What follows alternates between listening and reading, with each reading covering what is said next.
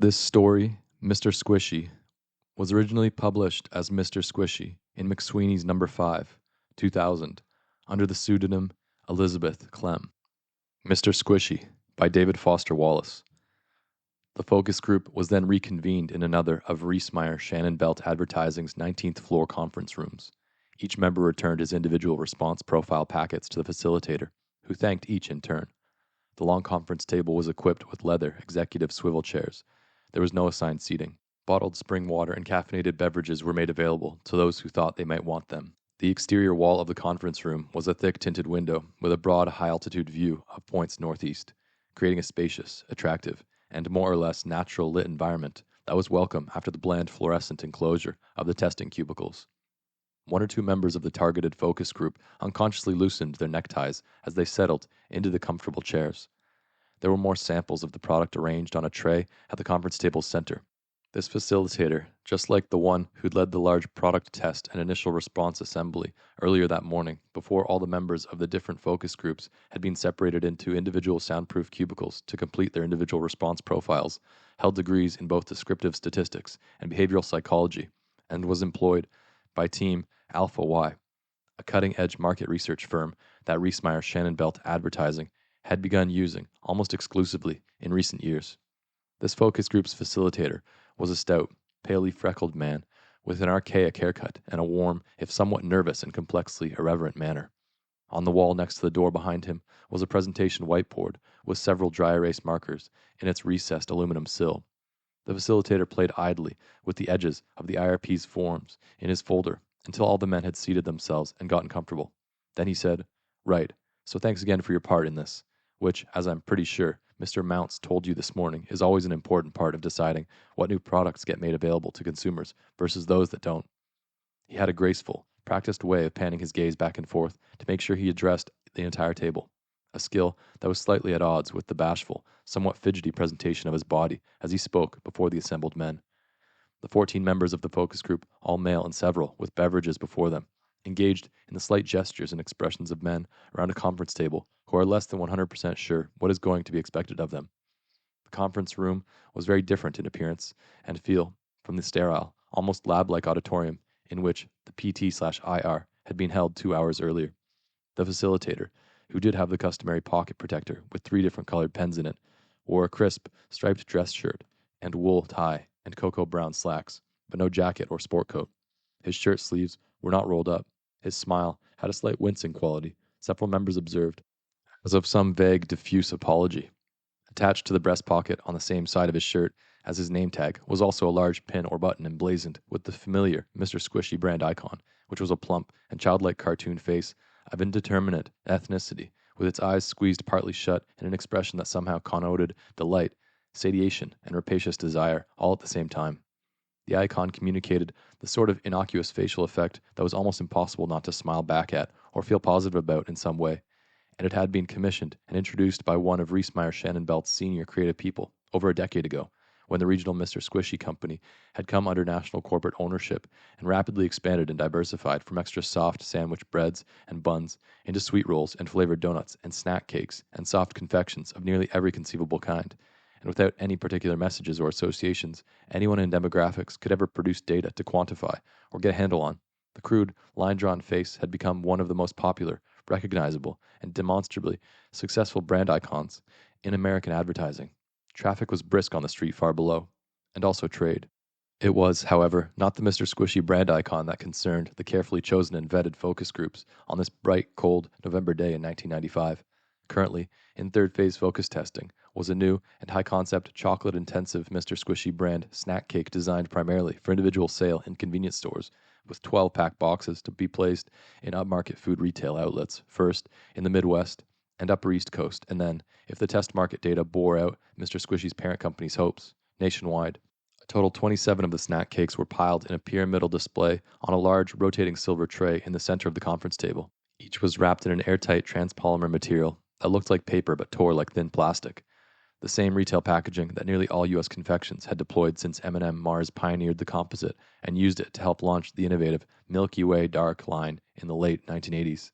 This new product's wrap had the familiar distinctive Mr. Squishy navy and white design scheme, But here, the Mr. Squishy icon appeared with its eyes and mouth rounded in cartoon alarm, behind a series of microtextured black lines that appeared to be the bars of a jail cell, around two of which lines or bars the icon's plump and dough-colored fingers were curled in the universal position of inmates everywhere. The dark and exceptionally dense and moist-looking snack cakes inside the packaging were Felonies,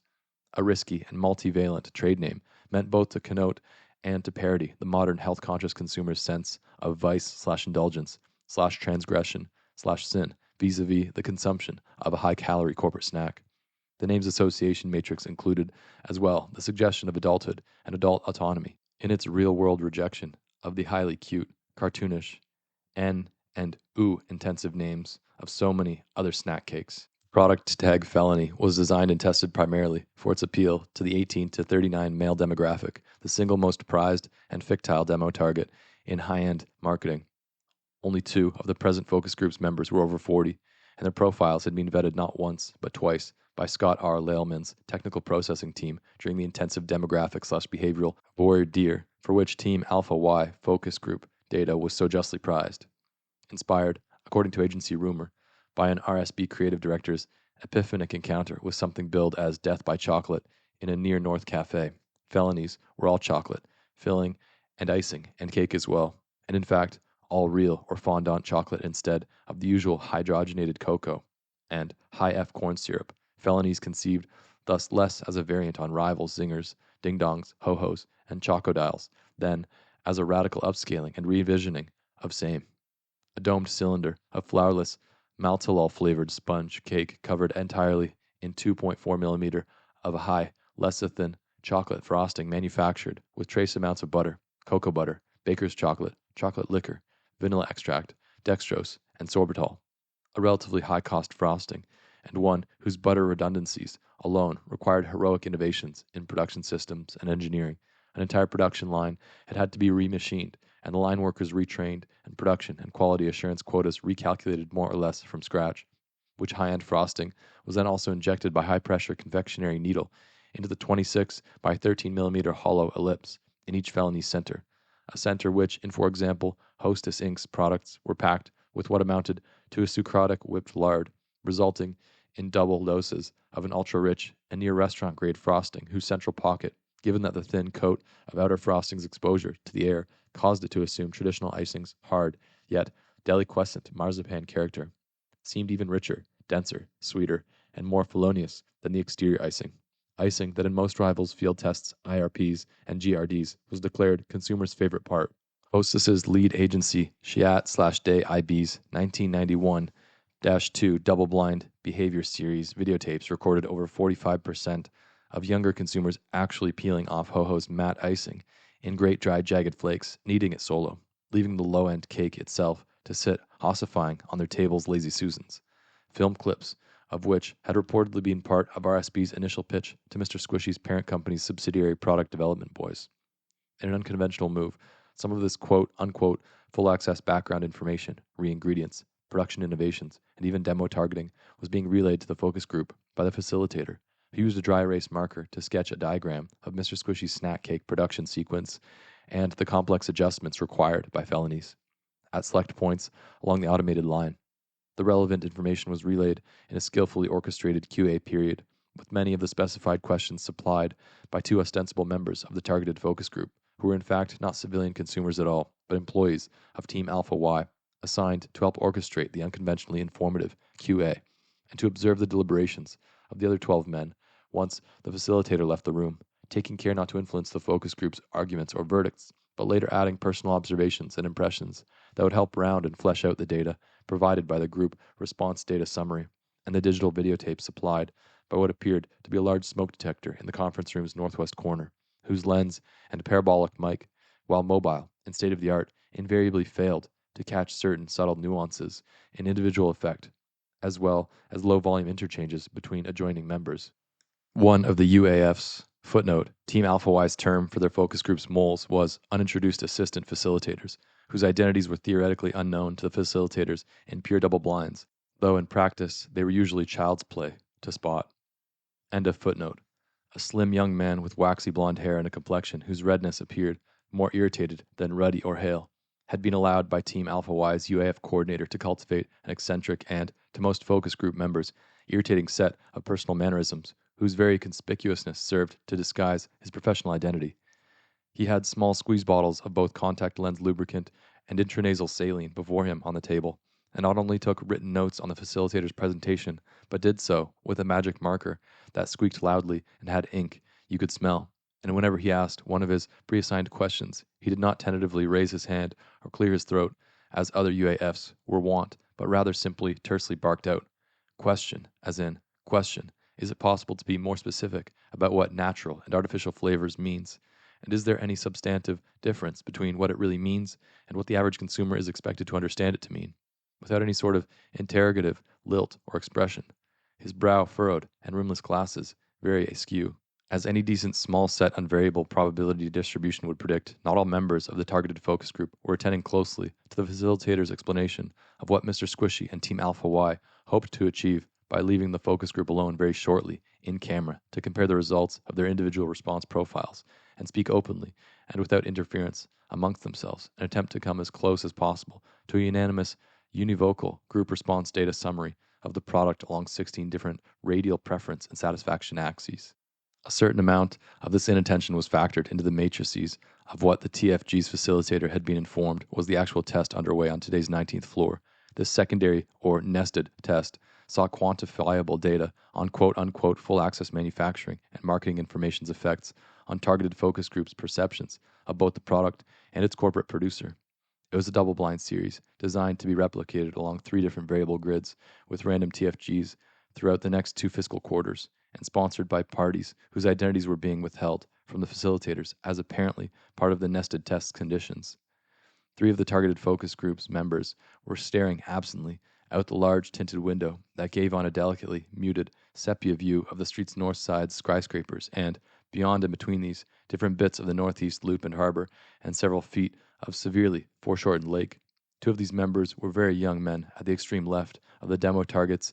x-axis, who sat slumped in their tilted swivels in attitudes of either reverie or stylized indifference. The third was feeling absently at his upper lip's little dent. The focus group facilitator, trained by the requirements of what seemed to have turned out to be his profession, to behave as though he were interacting in a lively and spontaneous way, while actually remaining inwardly detached and almost clinically observant, possessed also a natural eye for behavioral details that could often reveal tiny gems of statistical relevance amid the rough, raw surfeit of random fact. Sometimes little things made a difference. The facilitator's name was Terry Schmidt, and he was 34 years old, a Virgo. 11 of the focus group's 14 men wore wristwatches, of which roughly 1/3 were expensive and or foreign. A 12th, by far the TFG's oldest member, had the platinum fob of a quality pocket watch running diagonally, left-right, across his vest, and a big pink face, and the permanent benevolent look in his eyes of someone older, who had many grandchildren and spent so much time looking warmly at them that the expression becomes almost ingrained. Schmidt's own grandfather had lived in a North Florida retirement community, where he sat with a plaid blanket on his lap and coughed constantly both times Schmidt had ever been in his presence, addressing him only as boy. Precisely 50% of the room's men wore coats and ties, or had suit coats or blazers hanging from the back of their chairs, 3 of which coats were part of an actual 3-piece business wardrobe. Another 3 men wore combinations of knit skirts, slacks, and various crew and turtleneck sweaters classifiable as business casual. Schmidt lived alone in a condominium he had recently refinanced. The remaining 4 men wore blue jeans and sweatshirts with the logo of either a university or the garment's manufacturer. One was the Nike swoosh icon that to Schmidt always looked somewhat Arabic. 3 of the 4 men in conspicuously casual/sloppy attire were the focus group's youngest members, 2 of whom were among the 3 making rather a show of not attending closely. Team Alpha Y favored a loose demographic grid. 2 of the 3 youngest men were under 21. All 3 of these youngest members sat back on their tailbones with their legs uncrossed and their hands spread out over their thighs and their faces arranged in the mildly sullen expressions of consumers who have never once questioned their entitlement to satisfaction or meaning. Schmidt's initial undergraduate concentration had been in statistical chemistry. He still enjoyed the clinical precision of a lab. Less than 50% of the room's total footwear involved laces. 1 man in a knit shirt had small brass zippers up the sides of low-cut boots that were shined to a distracting gleam. Another detail possessed of mnemonic associations for Schmidt. Unlike Terry Schmidt's and Ron Mounce's, Darlene Lilly's own marketing background was in computer-aided design. She'd come into research because she said she discovered she was really more of a people person at heart. There were 4 pairs of eyeglasses in the room, although one of these pairs were sunglasses and possibly not prescription, another with heavy black frames that gave their wearer's face an earnest aspect above his dark turtleneck sweater. There were 2 mustaches and 1 probable goatee. A stocky man in his late 20s had a sort of sparse, mossy beard. It was indeterminable whether this man was just starting to grow a beard or whether he was the sort of person whose beard simply looked this way. Among the youngest men, it was obvious which were sincerely in need of a shave and which were just affecting an unshaved look. 2 of the focus group's members had the distinctive blink patterns of men wearing contact lenses in the conference room's astringent air.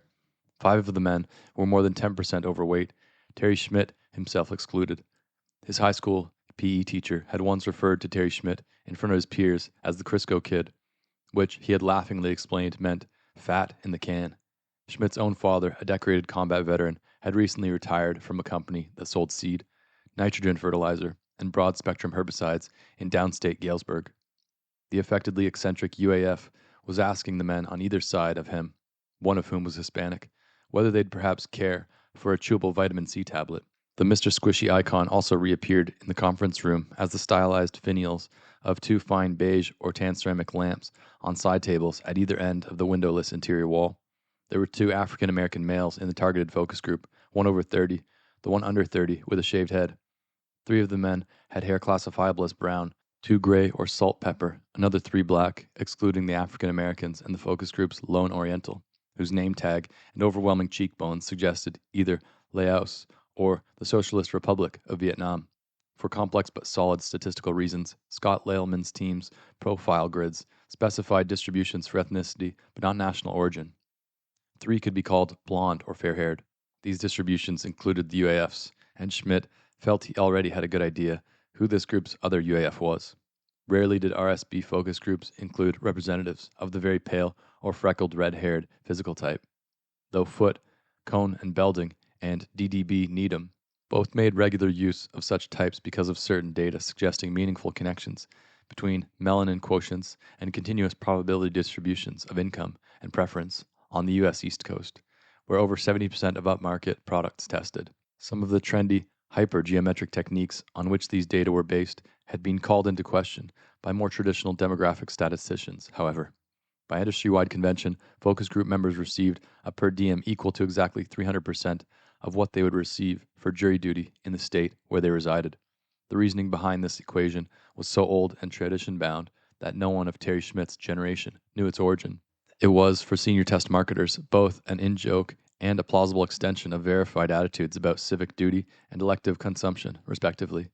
The Hispanic man to the off-blonde UAF's left, who did not wear a wristwatch, had evidence of large tattoos on his upper arms through the fabric of his dress shirt, which fabric the natural lighting's tinted hue rendered partly translucent. He was also one of the men with mustaches, and his name tag identified him as Norberto, making this the first Norberto to appear in any of the over 845 focus groups that Schmidt had led so far in his career as a statistical field researcher for Team Alpha Y. Schmidt kept his own private records of correlations between product, client agency, and certain variables in focus groups' constituents and procedures. These were run through various discriminant analysis programs on his Apple brand computer at home, and the results collected in 3-ring binders, which he labeled and stored on a set of home-assembled gray steel shelves in the utility room of his condominium. The whole problem and project of descriptive statistics was discriminating between what made a difference and what did not. The fact that Scott R. Leilman now both vetted focus groups and helped design them was just one more sign that his star was ascending at Team Alpha Y. The other real comer was A. Ronald Mounts, whose background was also in technical processing. Question, comment. One man with a kind of long, chinless face wished to know what Felonies' retail price was going to be, and he either didn't understand or disliked Terry Schmidt's explanation that retail pricing lay outside the purview of the group's focus today, and was in fact the responsibility of a whole different RSB research vendor. The reasoning behind the separation of price from consumer satisfaction grids was technical and parametric, and was not included in the putative full access information Schmidt was authorized to share with the focus group under the terms of the study. There was one obvious hair weave in the room, as well as 2 victims of untreated male powder and baldness, both of whom, either interestingly or by mere random chance, were among the group's 4 blue-eyed members. When Schmidt thought of Scott Leilman, with his all-season tan and sunglasses pushed musclously up on his pale hair's crown. It was as something with the mindless malevolence of a carnivorous eel or skate, something that hunted on autopilot at extreme depths. The African-American male, whose head was unshaved, sat with the rigidity of someone who had back problems and understood the dignity with which he bore them to be an essential part of his character. The other wore sunglasses indoors in such a way as to make some unknown type of statement about himself. There was also no way of knowing whether it was a general statement or one specific to this context. Scott Laleman was only 27 and had come on board at Team Alpha Y 3 years after Darlene Lilly and 2.5 years after Schmidt himself, who had helped Darlene train Laleman to run chi-square and t-distributions on raw phone survey data and had taken surprising satisfaction in watching the boys' eyes glaze and tan go sallow under the fluorescent banklights of Dye's data room. Until then, one day Schmidt had needed to see Alan Britton personally about something and had knocked and come in, and Laleman was sitting in the office's recliner across the room, and he and Britton were both smoking very large cigars and laughing. The figure that began its free climb up the building's steadily increscent north facet just before 11 a.m. was outfitted in tight windproof lycra leggings and a snug hooded Gore-Tex sweatshirt with fiber-lined hood up and tied tight, and what appeared to be mountaineering or rock climbing boots, except that instead of crampons or spikes, there were suction cups lining the instep of each boot. Attached to both palms and wrists insides were single suction cups the size of a plumber's helper. The cup's color was the same shrill orange as hunting jackets and road cruise hard hats. The lycra pants color scheme was one navy blue leg and one white leg. The sweatshirt and hood were blue with white piping. The mountaineering boots were an emphatic black. The figure moved swiftly and with numerous moist popping suction noises up the display window of the Gap, a large retail clothier. He then pulled himself up and over onto the narrow ledge at the base of the second-floor window, rose complexly to his feet, affixed his cups, and swarmed up the pane's thick glass, which gave onto the Gap's second floor, but had no promotional items displayed within. The figure presented as lithe and expert. His manner of climbing appeared almost more reptilian than mammalian, you'd have to say. He was halfway up the window of a management consulting firm on the 5th floor when a small crowd of passerby began to gather on the sidewalk below. Winds at ground level were light to moderate. In the conference room, the north window's tint made the northeastern half-cloudy sky seem raw, and the froth of the waves on the distant wind-blown lake look dark. It brindled the sides of the other tall buildings in view, as well, which were all partly in one another's shadow. Fully 7 of the focus group's men had small remains of felonies, either on their shirt front or hanging from the hairs on one side of their mustache, or lodged at the inner corner of their mouth, or in the small crease between the fingernail of their dominant hand and that nail's surrounding skin. 2 of the men wore no socks. Both these men's shoes were laceless leather. Only one pair had tassels. One of the youngest men's denim bell-bottoms were so terrifically oversized that even with his legs outsplayed and both knees bent, his sock status was unknown. One of the older men wore black silk or rayon socks with tiny lozenges of dark rich red upon them. Another of the older men had a mean little slit of a mouth. Another, a face far too saggy and seemed for his demographic slot. As was often the case, the youngest men's faces appeared not quite yet fully or humanly formed, with the clean generic quality of products just off the factory floor. Terry Schmidt sometimes sketched his own face's outlines in character form as he spoke on the phone or waited for software programs to run. One of the group's men had a pear-shaped head, another a diamond or kite-shaped face. The room's second oldest consumer had cropped gray hair and an overdeveloped upper lip that lent him a simian aspect. The men's demo profiles and initial systat scores were in Schmidt's valise on the carpet next to the whiteboard. He also had an over-shoulder bag he kept in his cubicle.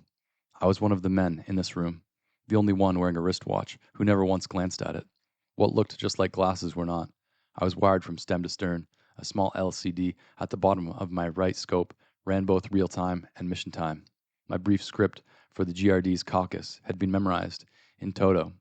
but there was a backup copy on a laminated card just inside my sweater sleeve, held in place with small tabs I could release by depressing one of the buttons on my wristwatch, which was really not a watch at all.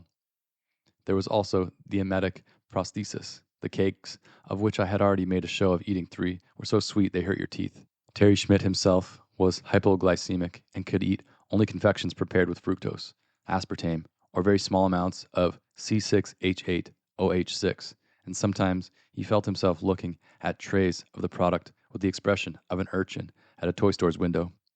Down the hall and past the MROP, footnote, market research, oversight, and planning. End of footnote. Division's green room. In another RSB conference room whose window faced northeast, Darlene Lilly was leading 12 consumers and 2 UAFs into the GRD's phase of focused response without any structured QA or ersatz full access background.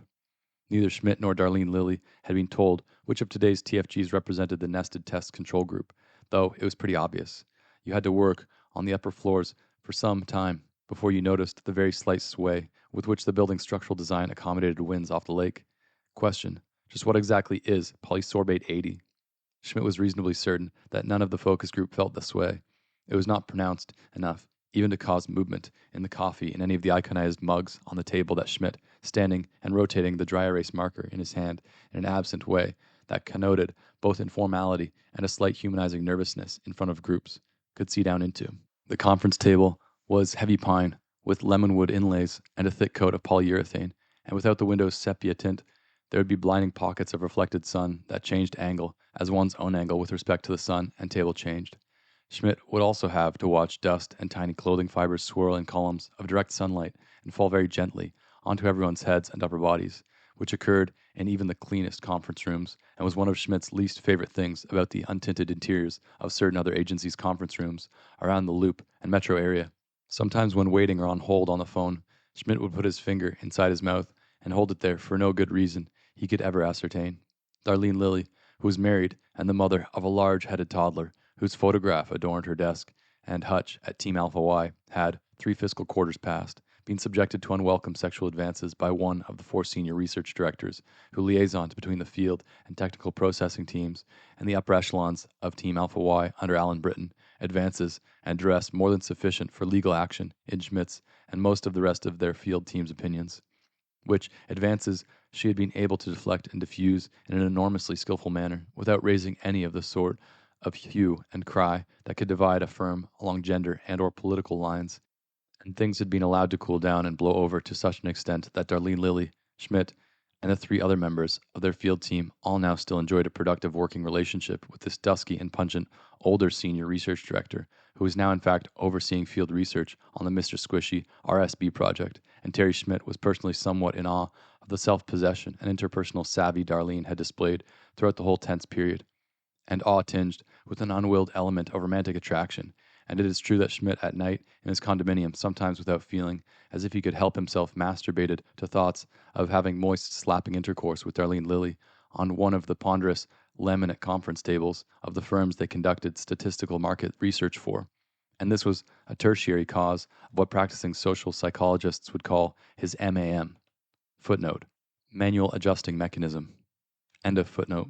With the board's marker as he used a modulated tone of off-the-record confidence to tell the focus group about some of the more dramatic travails Reesmeyer-Shannon-Belt had had with establishing the product's brand identity and coming up with the test name Felony, all the while envisioning in a more autonomic part of his brain Darlene delivering nothing but the standard minimal pre-GRD's instructions for her own focus group as she stood in her dark Hanes hosiery and the burgundy high heels she kept at work in the bottom right cabinet of her hutch and changed out of her cross trainers into every morning the moment she sat down and rolled her chair with small pretend whimpers of effort over to the hutch's cabinets, sometimes, unlike Schmidt, pacing slightly in front of the whiteboard, sometimes planting one heel and rotating her foot slightly or crossing her sturdy ankles to lend her standing posture a carelessly demure aspect, sometimes taking her delicate oval eyeglasses off and not chewing on the arm, but holding the glasses in such a way and in such proximity to her mouth that one got the idea she could, at any moment, put one of the frame's arm's plastic ear guards just inside her mouth and nibble on it absently,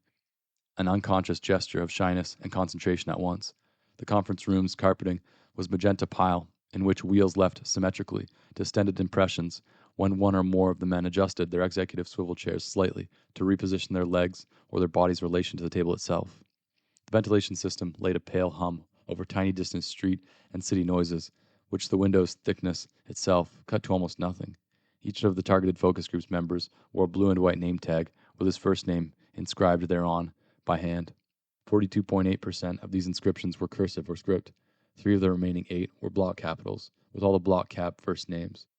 In a remarkable but statistically meaningless coincidence, beginning with H sometimes, too, Schmidt would, as it were, take a step back inside his head and view the focus group as a unit, a right-angled mass of flesh-toned busts, He'd observe all the faces at once, qua group, so that nothing but the very broadest commonalities passed through his filter. The faces were well-nourished, mid to upscale, neutral, provisionally attentive, the blood-fed minds behind them occupied with their own owners' lives, jobs, problems, plans, desires,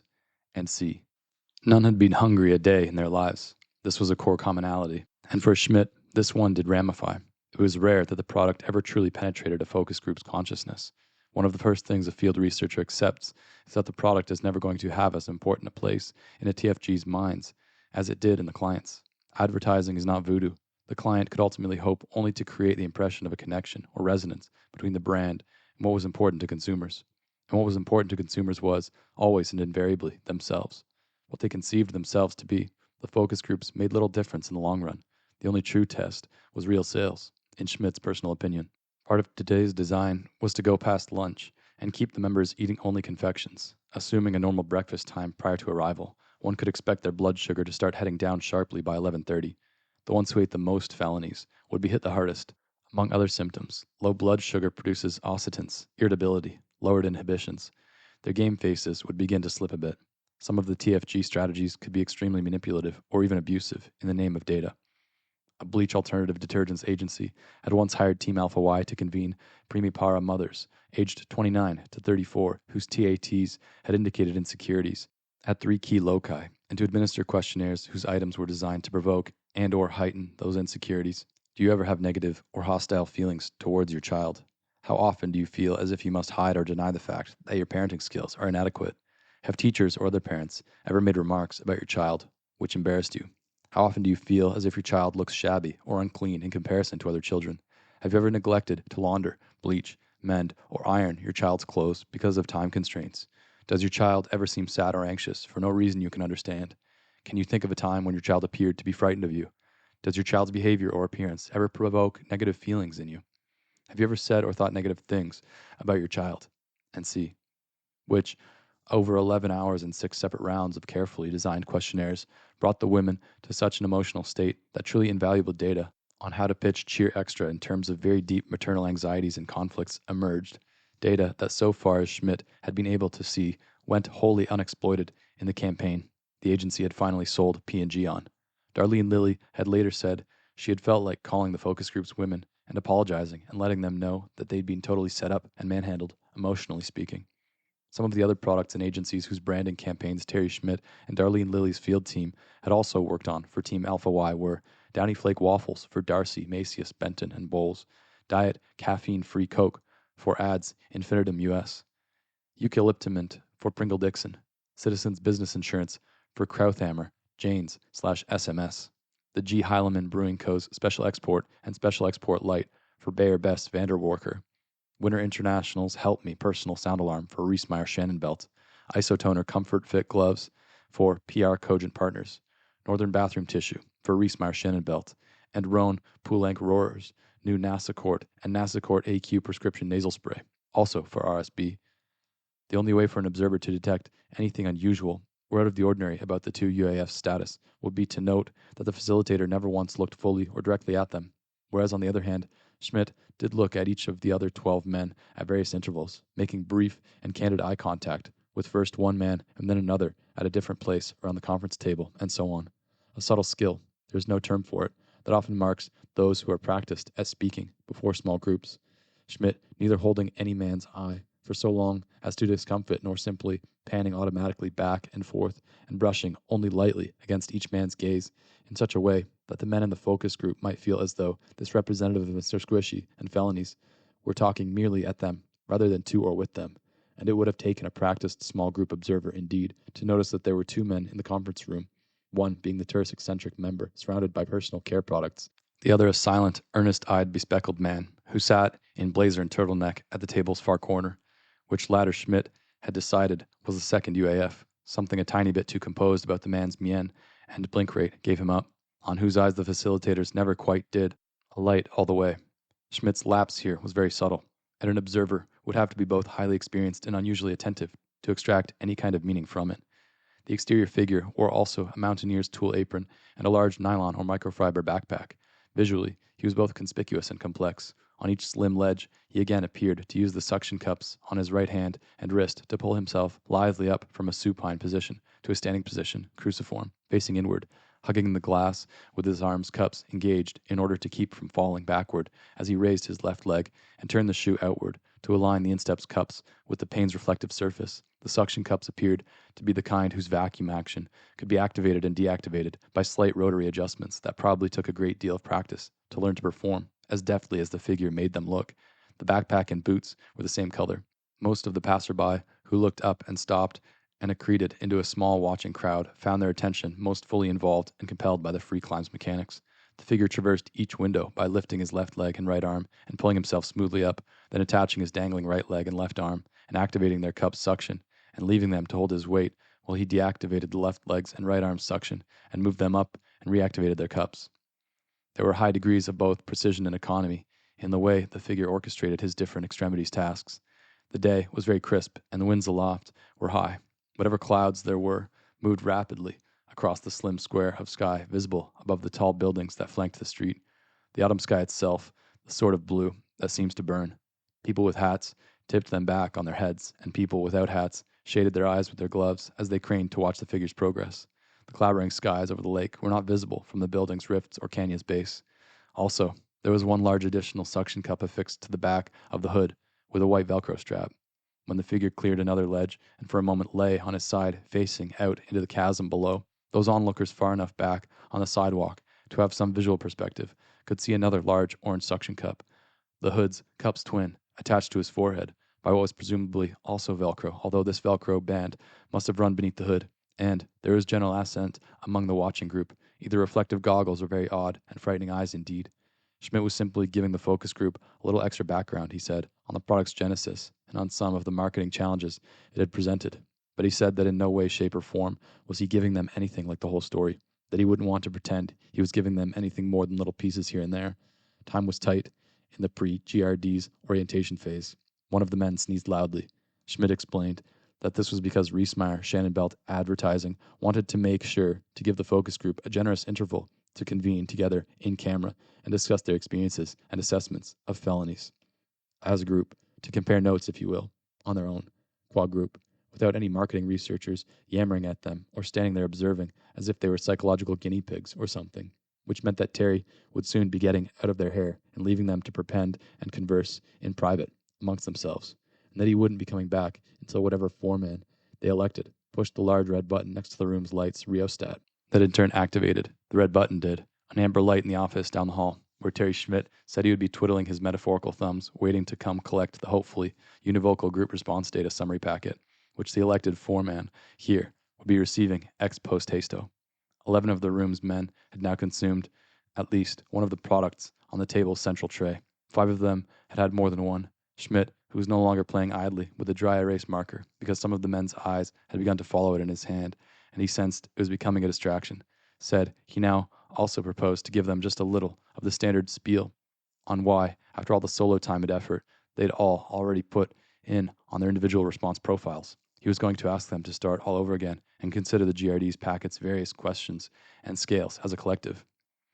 He had a trick for disposing of the dry erase marker, where he very casually placed it in the slotted tray at the bottom of the whiteboard and gave the pen's butt a hard flick with his finger, sending it the length of the tray to stop just short of shooting out off the other end altogether, with its cap's tip almost precisely aligned with the tray's end, which he performed with TFGs about 70% of the time, and did perform now. The trick was even more impressively casual looking if he performed it while he was speaking. It lent both what he was saying and the trick itself an air of nonchalance that heightened the impact. Robert Howide himself, this being the Team Alpha Y senior research director who would later harass and be so artfully diffused by Darlene Lilly, had casually performed this little trick in one of his orientation presentations for new field team researchers 27 fiscal quarters past.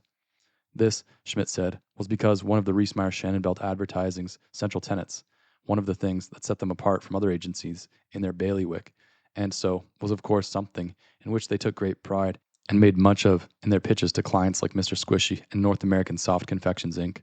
was that IRPs, like the 20-page questionnaires that men had so kindly filled out in their separate airless cubicles, were of definite but only partial research utility, since corporations whose products had national or even regional distribution depended on appealing not just to individual consumers, but also, of course, it almost went without saying, to very large groups of them. Groups that were, yes, comprised of individuals, but were nevertheless groups, larger entities or collectives. These groups, as conceived and understood by market researchers, were strange and protean entities, Schmidt told the focus group, whose tastes, referring to groups, or small M markets, as they were known around the industry, whose tastes and whims and predilections were not only, as the men in the room were doubtless aware, subtle and fickle, and susceptible to influence from myriad tiny factors in each individual consumer's appetite of makeup, but were also, somewhat paradoxically, functions of the members of the group's various influences upon one another, all in a set of interactions and recursively exponential responses to responses so complex and multifaceted that it drove statistical demographers half nuts and required a whole cisplex series of enormously powerful, low-temperature Cray brand supercomputers even to try to model.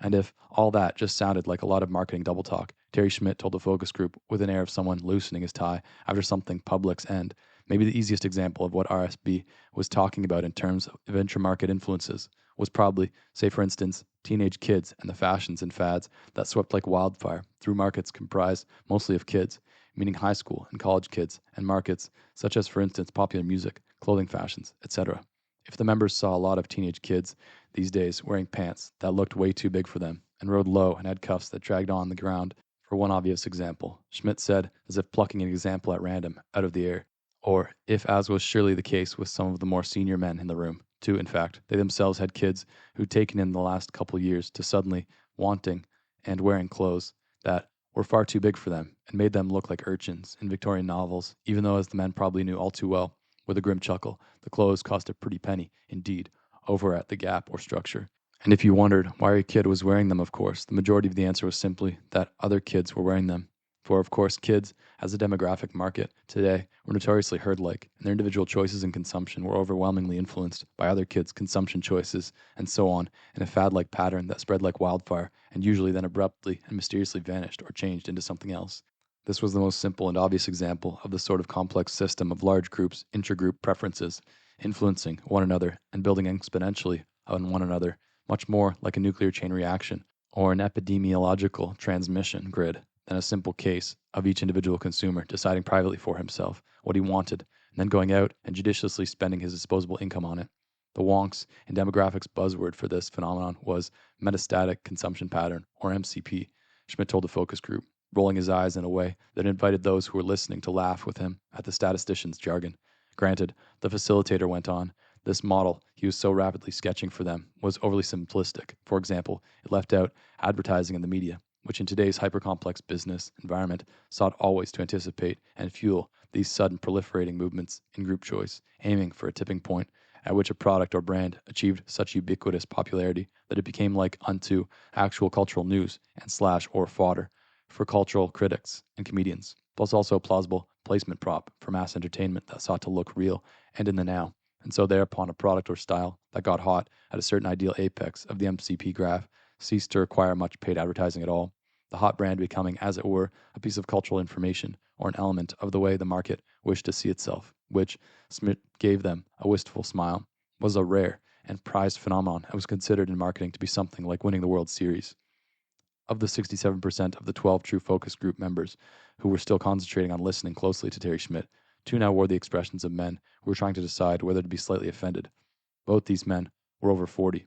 Also, some of the individual adults across the conference table from one another began to exchange glances, and since, Schmidt believed, these men had no prior acquaintance or connection on which to base meaningful eye contact, it seemed probable that the looks were in reaction to the facilitator's analogy to teen fashion fads. One of the group's members had classic Peckerwood sideburns that came all the way down to his mandibles and ended in sharp points. Of the room's 3 youngest men, none were attending closely, and 2 were still established in postures and facial configurations designed to make this apparent.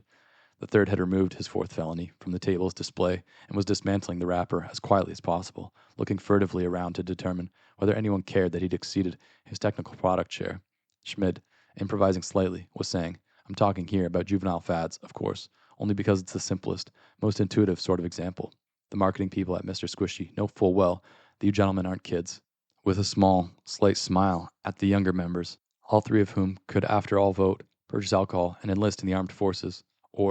nor that there's anything like a real herd mentality we're trying to spark here by leaving you alone to confer amongst yourselves, qua group, If nothing else, keep in mind that soft confection marketing doesn't work this way. It's much more complicated, and the group dynamics of the market are much harder to really talk about without computer modeling and all sorts of ugly math up on the board that we wouldn't even dream of trying to get you to sit still for. A single intrepid sporting boat was making its way right to left across the portion of the lake the large window gave out on, and once or twice an automobile horn far below on East Huron sounded at such insistent length that it intruded on the attention of Terry Schmidt and some of the well-vetted consumers in this conference room, a couple of whom Schmidt had to admit to himself that he felt he might frankly dislike, both of them somewhat older. One, the man with the hair weave, something hooded about their eyes, and the way they made little self-satisfied adjustments to parts of themselves and their wardrobes, sometimes in a very concentrated way, as if to communicate that they were men so important that their attention itself was highly prized, that they were old and experienced hands at sitting in rooms like this, having earnest young men with easels and full-color charts make presentations and try to solicit favorable responses from them, and that they were well above whatever mass consumer LCD Schmidt's clumsy mime of candid spontaneity was pitched at, that they'd taken cellular phone calls during, or in fact even walked out of, far more nuanced, sophisticated, assuasive pitches than this.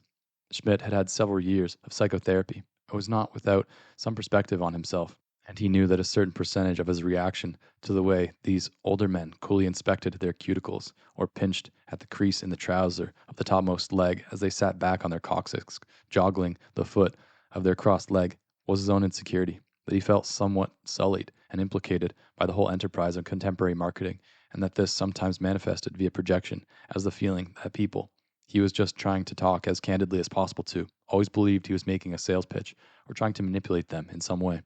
as if merely being employed, however ephemerally, in the great grinding U.S. marketing machine had somehow colored his whole being, and that something essentially shifty or pleading in his expression now always seemed inherently false or manipulative and turned people off, and not just in his career, which was not his whole existence, unlike so many at Team Alpha Y, or even all that terribly important to him. He had a vivid and complex inner life, and introspected a great deal, but in his personal affairs as well, and that somewhere along the line, his professional marketing skills had metastasized throughout his whole character, so that he was now the sort of man who,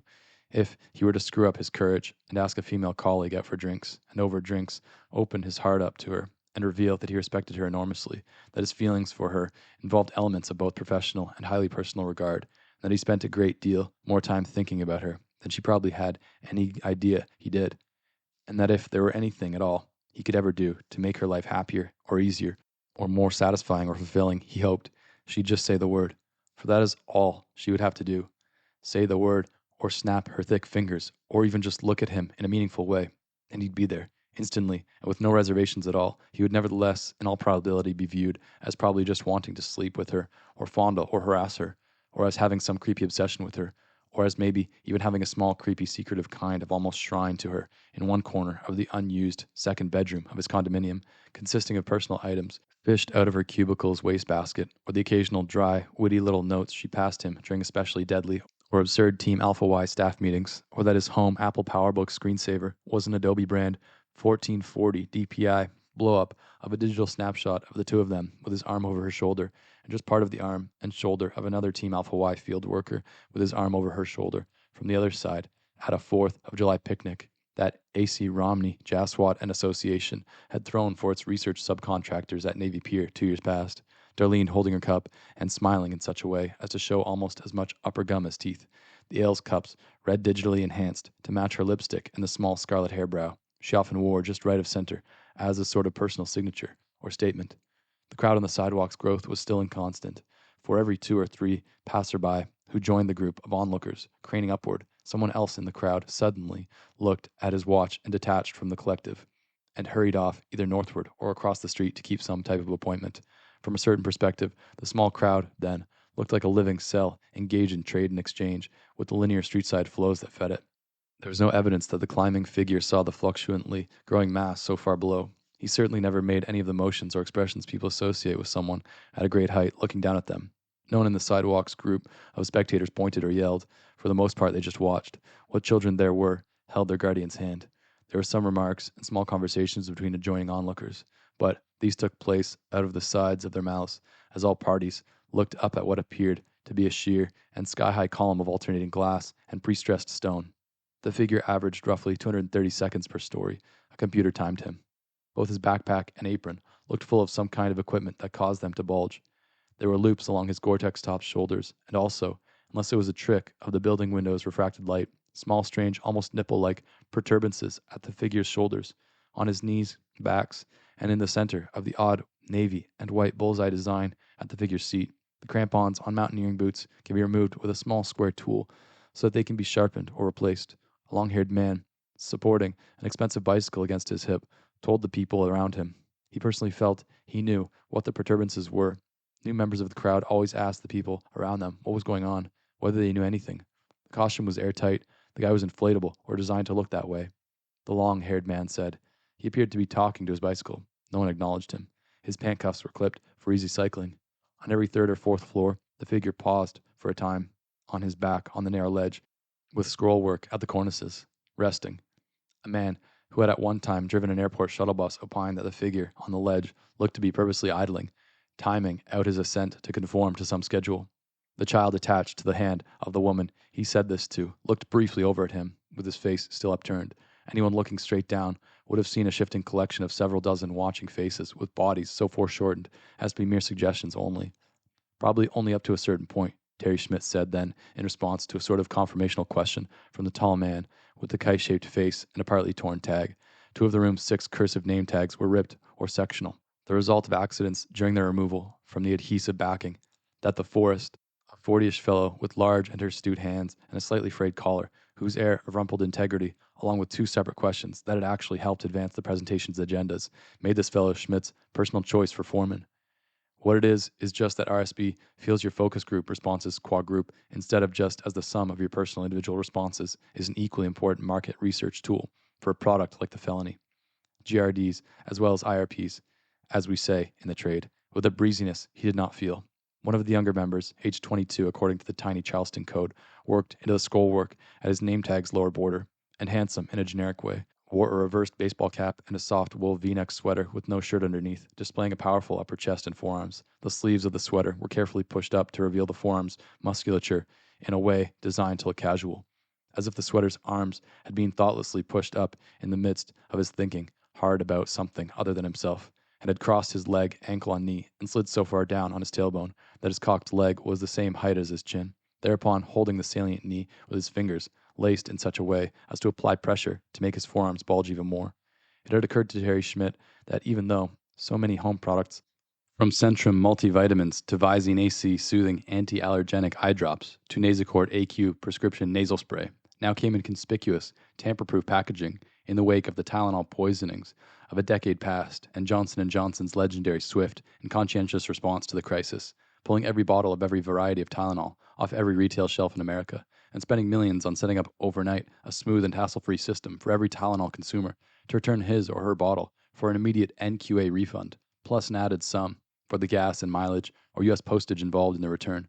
writing off tens of millions in returns, and operational costs and recouping untold exponents more in positive PR and consumer goodwill, and thereby actually enhancing the brand Tylenol's association with compassion and concern for consumer well-being, a strategy that had made J&J's CEO and their PR vendors legends in a marketing field that Terry Schmidt had only just that year begun considering getting into as a practical and potentially creative and rewarding way to use his double major in descriptive statistics and behavior psychology. The young Schmidt imagining himself in plush conference rooms, not unlike this one, using the sheer force of his personality and command of the facts to persuade tables full of hard-eyed corporate officers that legitimate concern for consumer well-being was both emotionally and economically good business. That if, for example, R.J. Reynolds elected to be forthcoming about its product's addictive qualities, and GM to be upfront in its national ads about the fact that vastly greater fuel efficiency was totally feasible if consumers would be willing to spend a couple $100 more and settle for slightly fewer aesthetic amenities, and shampoo manufacturers to concede that the repeat in their product instructions was hygienically unnecessary, and Tums parent General Brands to spend a couple million to announce candidly that Tums brand antacid tablets should not be used regularly for more than a couple weeks at a time, because after that the stomach lining automatically started secreting more HCl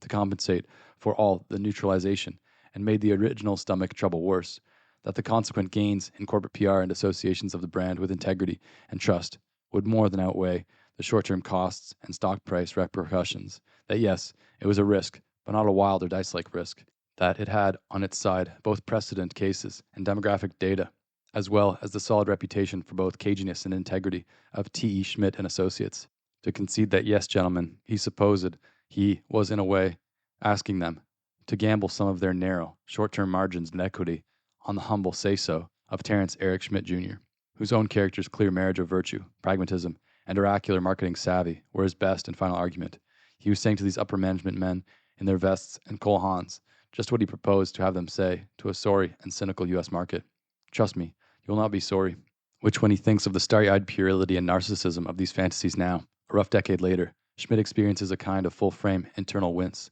that type of embarrassment before self that makes our most mortifying memories objects of fascination and repulsion at once, though in Terry Schmidt's case, a certain amount of introspection and psychotherapy, the latter the origin of the self-character doodling during downtime in his beige cubicle, had enabled him to understand that his professional fantasies were not in the main all that unique, that a large percentage of bright young men and women locate the impetus behind their career choice in the belief that they are fundamentally different from the common run of man, unique and in certain crucial ways superior, more, as it were, central, meaningful. What else could explain the fact that they themselves had been at the exact center of all they've experienced for the whole 20 years of their conscious lives, and that they can and will make a difference in their chosen field simply by the fact of their unique and central presence in it? And but so, Schmidt also still declaiming professionally to the TFG all this while, that even though so many upmarket consumer products now were tamper-proof, Mr. Squishy brand snack cakes, as well as Hostess, Little Debbie, Dolly Madison, the whole soft confection industry with its flimsy, neopolymerized wrappers and cheap, thin cardboard economy-sized containers were decidedly not tamper-proof at all, that it would take nothing more than one thin-gauge hypodermic and 24 infinitesimal doses of KCN, AS2O3, ricin, C21H22, O2N2, acetylcholine, botulinus, or even merely TL or some other aqueous-based metal compound to bring almost an entire industry down on one supplicatory knee. For even if the soft confection manufacturers survived the initial horror and managed to recover some measure of consumer trust, the relevant product's low price was an essential part of their established market appeal matrix. Footnote. Also, somewhat confusingly, MAM. End of footnote. And the costs of reinforcing the economy packaging or rendering the individual snack cakes visibly invulnerable to a thin-gauge hypodermic would push the products out so far right on the demand curve that mass-market snacks would become economically and emotionally untenable. Corporate soft confections going thus the way of hitchhiking, unsupervised trick-or-treating, door-to-door sales, and C. At various intervals throughout the pre-GRD's presentation, the limbic portions of Schmidt's brain pursued this line of thinking, while in fact a whole other part of his mind surveyed these memories and fantasies and was simultaneously fascinated and repelled at the way in which all these thoughts and feelings could be entertained in total subjective private, while Schmidt ran the focus group through its brief and supposedly full access description of Mr. Squishy's place in the soft confection industry and some of the travails of developing and marketing what these men were experiencing as felonies,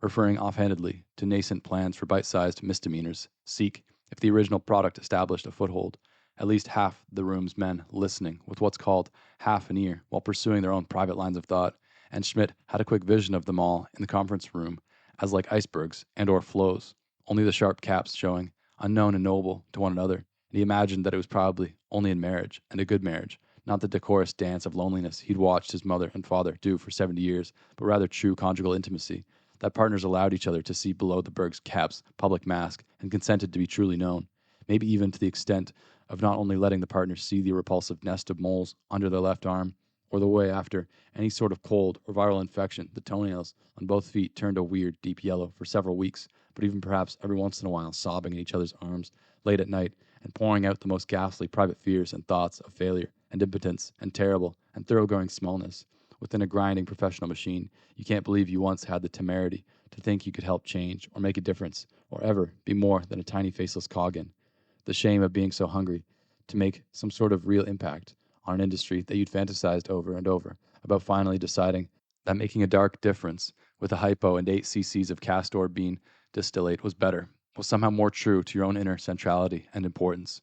than being nothing but a faceless cog and doing a job that untold thousands of other bright young men and women could do at least as well as you, or rather now even better than you. because at least the younger among them still believed deep inside that they were made for something larger and more central and relevant than shepherding preoccupied men through an abstracted sham caucus, and yet, at the same time, still believed that they could. The bright young men could begin to manifest their larger potential for impact and effectiveness by being the very best darn targeted focus group facilitator that Team Alpha Y and RSB had ever seen. Better than the nested test data they'd seen so far had shown might even be possible, establishing via manifest candor and integrity and a smooth informal rhetoric to let their own very special qualities manifest themselves and shine forth such a level of connection and intimacy with the focus group that the TFG's men or women felt within the special high voltage field of the relationship the extraordinary facilitator created. An interest and enthusiasm for the product and for RSB's desire to bring the product out into the US market in the very most effective way that matched or even exceeded the agency's own. Or maybe that even the mere possibility of expressing any of this childish heartbreak to someone else seemed impossible except in the context of the mystery of true marriage, meaning not just a ceremony and financial merger, but a true communion of souls. And Schmidt now lately felt he was coming to understand why the Church, all through his childhood, catechism, and pre-con referred to it as the Holy Sacrament of Marriage, for it seemed every bit as miraculous and transrational and remote from the possibilities of actual lived life as the crucifixion and resurrection and transubstantiation did, which is to say it appeared not as a goal to expect ever to really reach or achieve, but as a kind of navigational star, as in the sky, something high and untouchable and miraculously beautiful in the sort of distant way that reminded you always of how ordinary and unbeautiful and incapable of miracles you your own self were, which was another reason why Schmidt had stopped looking at the sky, or going out at night, or even usually ever opening the light-proof curtains of his condominium's picture window when he got home at night, and instead sat with his satellite TV's channel changer in his left hand, switching rapidly from channel to channel, out of fear that something better was going to come on suddenly on another of the cable provider's 220 regular and premium channels, and that he was about to miss it, spending 3 nightly hours this way before it was time to stare with drumming heart at the telephone that, wholly unbeknownst to her, had Darlene Lilly's home number on speed dial, so that it would only take one moment of the courage to risk looking prurient or creepy, to use just one finger to push just one gray button to invite her for one cocktail, or even just a soft drink, over which he could take off his public mask and open his heart to her before quailing and deferring the call one more night and waddling into the bathroom and or then the cream and tan bedroom to lay out the next day's crisp shirt and tie and say his nightly décate, and masturbate himself to sleep again once more. Schmidt was sensitive about the way his weight and body fat percentage increased with each passing year, and imagined that there was something about the way he walked that suggested a plump or prissy fat man's waddle, when in fact his stride was 100% average and unremarkable. Nobody except Terry Schmidt had any opinions about his manner of walking one way or the other, sometimes over this last quarter. When shaving in the morning with WLS News and talk radio on over the intercom, he stopped, Schmidt did, and would look at his face and at the faint lines and pouches that seemed to grow a little more pronounced each quarter, and would call himself, directly to his mirrored face, Mr. Squishy. The name would come unbidden into his mind, and despite his attempts to ignore or resist it, the large subsidiary's name and logo had become the dark part of him's latest taunt, so that, when he thought of himself now, it was as something he called Mr. Squishy, and his own face and the plump and wholly innocuous icon's face tended to bleed in his mind into one face, crude and line-drawn and clever in a small way, a design that someone might find some small selfish use for, but could never love or hate or ever care to truly even know. Some of the shoppers inside the first-floor display window of the Gap observed the mass of people on the sidewalk craning upward and wondered, naturally, what was up. At the base of the 8th floor, the figure shifted himself carefully around so that he was seated on the ledge, facing outward, with his bicolored legs a dangle. He was 238 feet up in the air, the square of sky directly above him a pilot light blue. The growing crowd, watching the figures climb, could not discern that there was in turn a growing collection of shoppers inside, looking out at them, because the building's glass, which appeared tinted on the inside, was reflective on the outside. It was one-way glass. The figure now crossed his legs lotus-style on the ledge beneath him, paused, and then in one lithe movement drove himself upright, losing his balance slightly and windmilling his arms to keep from pitching forward off the ledge altogether. There was a brief group exhalation from the sidewalk's crowd as the figure now snapped its hooded head back, and with a tiny, distant wet noise, affixed the suction cup at his head's rear to the window. A couple of young men in the crowd cried up at the 8th floor for the figure to jump, but their tone was self-ironic, and it was plain that they were simply parodying the typical cry of jaded onlookers to a figure balanced on a slim ledge 240 feet up in a high wind and looking down at a crowd on the plaza's sidewalk far below. Still, one or two much older people shot optical daggers at the youths who'd shouted. It was unclear whether they knew what self-parody even was. Inside the window of the building's north facet's 8th floor, which space happened to comprise the circulation and subscription departments of Playboy magazine, the employee's reaction to the sight of the back of a lithe, blue and white figure attached to the window by a large suction cup on its head can only be imagined. It was the Gap's floor manager and accessories who first called the police, and this merely because the press of customers at the window's display clearly bespoke some kind of disturbance on the street outside, and because the nature of that disturbance was unknown. None of the roving television vans who monitored the city's police frequencies were alerted, and the scene remained media-free for a good 1,500 feet in every direction. What Terry Schmidt sketched from memory for the all-male focus group was a small eddy or cross-current in the tide that demo marketers called an MCP. These were known as anti-trends or sometimes shadow markets. In the area of corporate snacks, Schmidt pretended to explain,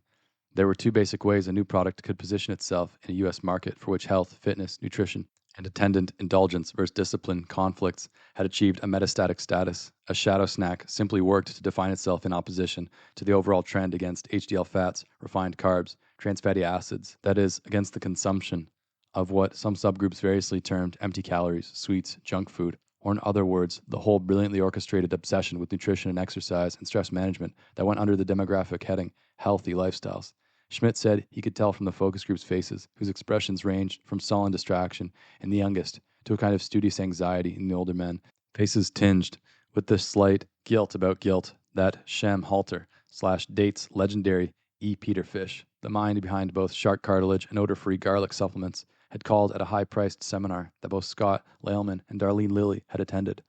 The knife edge that healthy lifestyles marketing had to walk along, which unfortunate phrase was reproduced by a Hewlett-Packard digital projector that cast Fish's key points in bold fonted outline form against one wall to facilitate effective note-taking. The whole industry seminar, business was such bullshit, Terry Schmidt believed, with its leather binders and mission statements and wargame nomenclature, marketing truisms to marketers, who, when all was said and done, were probably the most plastically gullible market around, although at the same time, there was no disputing E.P. Fish's importance or his statement's weight. Schmidt said he could tell from their faces that the men knew quite well what anti-trend was about, the shadow markets like punk contra disco, and Cadillacs contra high-mileage compacts, and Sun and Apple contra the MS juggernaut. He said they could, if the men wished to talk at some length about the stresses on individual consumers caught between their natural God-given herd instincts and their deep fear of sacrificing their natural God-given identities as individuals, and about the way these stresses were tweaked and slashed or soothed by skillfully engineered trends, and that but then, by sort of the third law of motion of marketing, the MCP trends spawned also their anti-trend shadows, the spin inside and against the larger spin of, in this instance, reduced calorie and fat-free foods, nutritional supplements, low-calf and decaf, NutraSweet and Olestra, jazzercise and liposuction, and kava kava, good versus bad cholesterol, free radicals versus antioxidants, time management and quality time, and the really rather brilliantly managed stress that everyone was made to feel about staying fit and looking good and living long and squeezing the absolute maximum productivity and health and self-actuation out of every last vanishing second. Schmidt then backing off to acknowledge that, but of course, on the other hand, he was aware that the men's time was valuable, and so he'd, and here, one or two of the older focus group members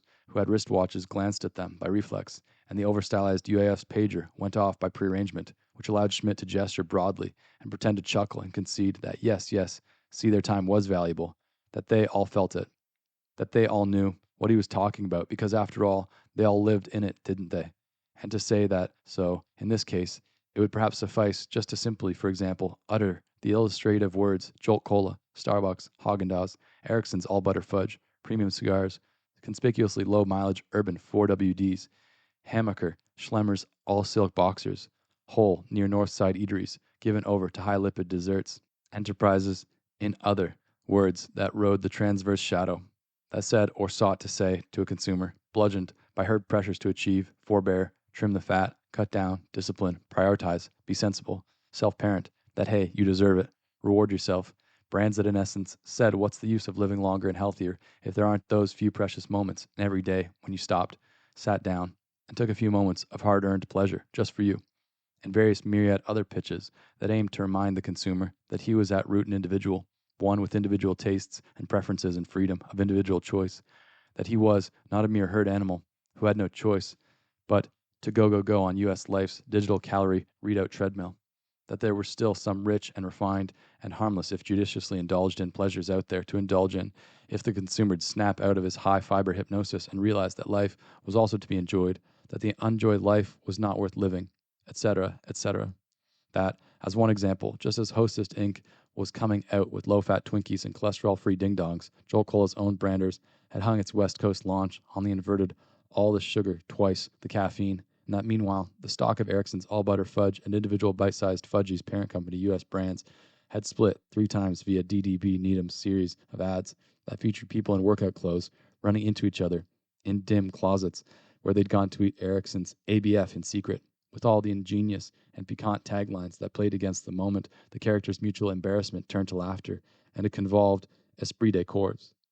Schmidt knew full well that Reesmeyer Shannon Belt Advertising had lost the U.S. brands / Erickson account to DDB Needham's spectacular pitch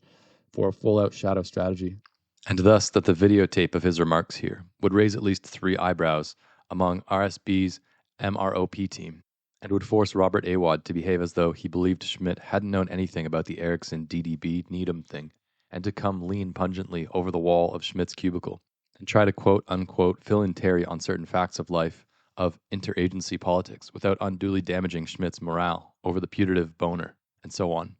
Nor, in fact, was the high-altitude figure gazing down at them, the street's keener onlookers saw. What he was actually doing was looking down at himself and gingerly removing a shiny packet of what appeared to be foil or mylar from his mountaineer's tool apron, and giving it a delicate little towel-like snap to open it out, and then reaching up with both hands and rolling it down over his head and hood and fixing it in place with small snaps or Velcro tabs at his shoulders and throat's base. It was some sort of mask, the long-haired cyclist who always carried a small novelty-type spy telescope in his fanny pack opined. Though, except for 2 holes for eyes and a large one for his forehead's cup, the whole thing appeared too wrinkled and detumesced, looking to be able to make out who or what the shapeless arrangement of microtextured lines on the mylar was supposed to represent. But even at this distance, the mask looked frightening, baggy, and hydrocephalic, and cartoonishly inhuman. And there were now some louder and less self-ironic shouts and cries, and several members of the watching crowd involuntarily stepped back into the street, fouling traffic and causing a brief discordance of horns as the figure placed both hands on his head's white bag, and with something like a wet kissing noise from his skull's rear suction cup performed a lithe contraface that left him, now facing the window with the sagged mask's nose and lips and forehead's very orange cup pressed tight against it, again provoking God only knows what reaction from the Playboy magazine corporate staff on the glasses inside, whereupon he now reached around and removed from the backpack what appeared to be a small generator or perhaps scuba-style tank with a slender hose-like attachment that was either black or dark blue and ended in a strange sort of triangular or arrowhead or D-shaped nozzle or attachment or mortise, which tank he connected with straps and a harness to the back of his Gore-Tex top and allowed the dark hose and nozzle to hang unfettered down over his concentricized rear and the leggings tops, so that when he resumed his practiced-looking opposite leg and arm climb up the 8th floor window, he now also wore what appeared to be a deflated cranial mask or balloon, dorsal air tank, and frankly demonic-looking tail, and presented an overall sight so complex and unlike anything from any member of the now much larger and more diffuse, some still in the street and beginning to roil, crowd's visual experience, that there were several moments of dead silence as everyone's individual neocortices worked to process the visual information and to scan their memories for any thing or combination of live or animated things the figure might resemble or suggest. A small child in the crowd began to cry because someone had stepped on its foot. Now that he appeared less conventionally human, the way the figure climbed by moving his left arm/right leg, and then right arm/left leg, looked even more arachnoid or saurian. In any event, he was still just lithe as hell. Some of the shoppers inside the display windows of the Gap had now come out and joined the sidewalk's crowd. The figure scaled the 8th, 12th floors with ease, then paused while attached to the 13th, perhaps called the 14th, floor window, to apply some kind of adhesive or cleaner to his suction cups. The winds at 425 feet must have been very strong, because his caudal hose swung wildly this way and that. It was also impossible for some people in the front portion of the street and sidewalk's crowd to resist looking at their own and the whole collective's reflection in the Gap's display window. There were no more screams or cries of jump, but among some of the crowd's younger and more media-savvy members, there began to be speculation about whether this was a PR stunt for some product or service, or whether perhaps the climbing figure was one of those renegade urban daredevils who scaled tall buildings and then parachuted to the ground below and submitted to arrest while blowing kisses to network news cameras. The well-known Sears Tower, or even Hancock Center, would have been a far better high-visibility site for a stunt like this, if such a stunt it was. Some of them opined. The first two squad cars arrived as the figure, by this time quite small, even through a novelty telescope, and obscured almost wholly from view when he negotiated ledges, was hanging attached by his forehead's central cup to the 15th floor window, or perhaps 16th, depending whether the building had a 13th floor. Some do and some don't, and appeared to be pulling more items from his nylon pack, fitting them together and using both hands to telescope something out to arm's length, then attaching various other small things to it. It was probably the squad cars and their garish lights at the curb that caused so many other cars on Huron Ave to slow down or even pull over to see if there had been a death or an arrest, forcing one of the officers to spend his time trying to control traffic and keep cars moving so that the avenue remained passable. It was an older African-American woman who'd been one of the very first pedestrians to stop and look up and was now using broad motions of all four limbs to report or recreate for a policeman all she had witnessed up to the present, who'd paused to ask whether, to the officer's knowledge, the strangely costumed figure's climb could possibly be a licensed stunt for a feature film or commercial television or cable program. And this was when it occurred to some of the other spectators that the lithe figure's climb was conceivable being filmed from the upper stories of one of the other commercial skyscrapers on the street, and that there might, in particular, be cameras, film crews, and or celebrities in the tall gray, vertiginously flashed older building directly opposite 1101 East Huron's north facet, and a certain percentage of the crowd's rear turned around and began craning and scanning windows on that building's south side, none of which were open, although this signified nothing, because by City Ordinance 920-1247D, no commercially zoned structure could possess, nor authorized by terms of lease or contract, any lessee to possess operable windows above the third floor. It was not clear whether this older opposite building's glass was one way or not, because the angle of the late morning sun, now almost directly overhead in the street's slot of sky, caused blinding reflections in that older, spired building's windows, some of which brilliant reflections the windows focused and cast almost like spotlights against the surface of the original building, which even now the masked figure, with the tank and tail and real or imitation semi-automatic weapon, for verily, that is what the new item was, slung over the subject's back at a slight transverse angle, so that its unfolded stock rested atop the small blue and white tank, for what might even conceivably be a miniaturized combat-grade gas mask, or even maybe, Jesus help us all, if it was a flamethrower or Clancy-grade biochemical aerosol nebulizer gizmo thing. The officer with the department issue high-X binoculars reported, using a radio that was somehow attached, like an epaulette, to his uniformed shoulder, so that he had only to cock his head and touch his left shoulder to be able to confer with the other officers, whose blue and white, bored-out Montego sirens could be heard approaching from what sounded like Loyola U, continued to scale, namely 1101 East Huron, so that squares and small rectangles and parallelograms of high-intensity light swam around him and lit up the 16th or 17th floor window he was even then scaling with nerveless ease, the fully automatic-looking M16's barrel and folded stock inserted through several pre-sewn loops along the left shoulder of his Gore-Tex top, so that he retained full use of his left arm and hands cupped as he scaled the window and sat once again on the next story's ledge, the long nozzle arranged beneath him, and only a couple feet of it protruding from between his legs and wobbling stiffly in the wind. Reflected light aswim all around him. A group of pigeons or doves on the ledge of the adjoining window was disturbed and took flight across the street and reassembled on a ledge at the exact same height on the opposite building. The figure appeared now to have removed some sort of radio, cellular phone, or handheld recording device from his mountaineer's apron, and to be speaking into it. At no time did he look down or in any way acknowledge the sidewalk and street's crowds, their shouts and cheers, as each window was traversed, or the police cruisers, which by this time were parked at several different angles on the street, all emitting complex light, with two more squad cars now blocking off East Huron at the major intersections on either side. A CFD truck arrived, and firefighters in heavy slickers exited and began to mill about for no discernible reason. There were also no evident media vans, or rigs, or mobile cameras at any time, which struck the savvier onlookers as further evidence that the whole thing could be some sort of licensed prearranged corporate promotion or stunt or ploy. A few arguments ensued, mostly good-natured, and inhabited by the number of auditors nearby. A stiff new ground-level breeze carried the smell of fried foods. A foreign couple arrived and began to hawk T-shirts whose silk-screen designs had nothing to do with what was going on. A detachment of police and firefighters entered 1101's north facet in order to establish a position on the building's roof. the firemen's axes and hats, causing a small panic in the gap and causing a jam up at the building's revolving door that left a man in Oakley sunglasses slumped and holding his chest or side. Several people in the crowd's rear cried out and pointed at what they claimed had been movement and or the flash of lenses on the roof of the opposite building. There was counter-speculation in the crowd that the whole thing was maybe designed to maybe only look like a media stunt, that the weapon the figure was now sitting uncomfortably back against was genuine, that the idea was for him to look as eccentric as possible and climb high enough to draw a large crowd and then to spray automatic fire indiscriminately down into the crowd. The driverless autos along the curb at both sides of the street now had tickets under their windshield wipers. A helicopter could be heard, but not seen from the canyon or crevasse the commercial structures made of the street below. One or two fingers of Cirrus were now in the sky overhead. Some people were eating vendors' pretzels and brats,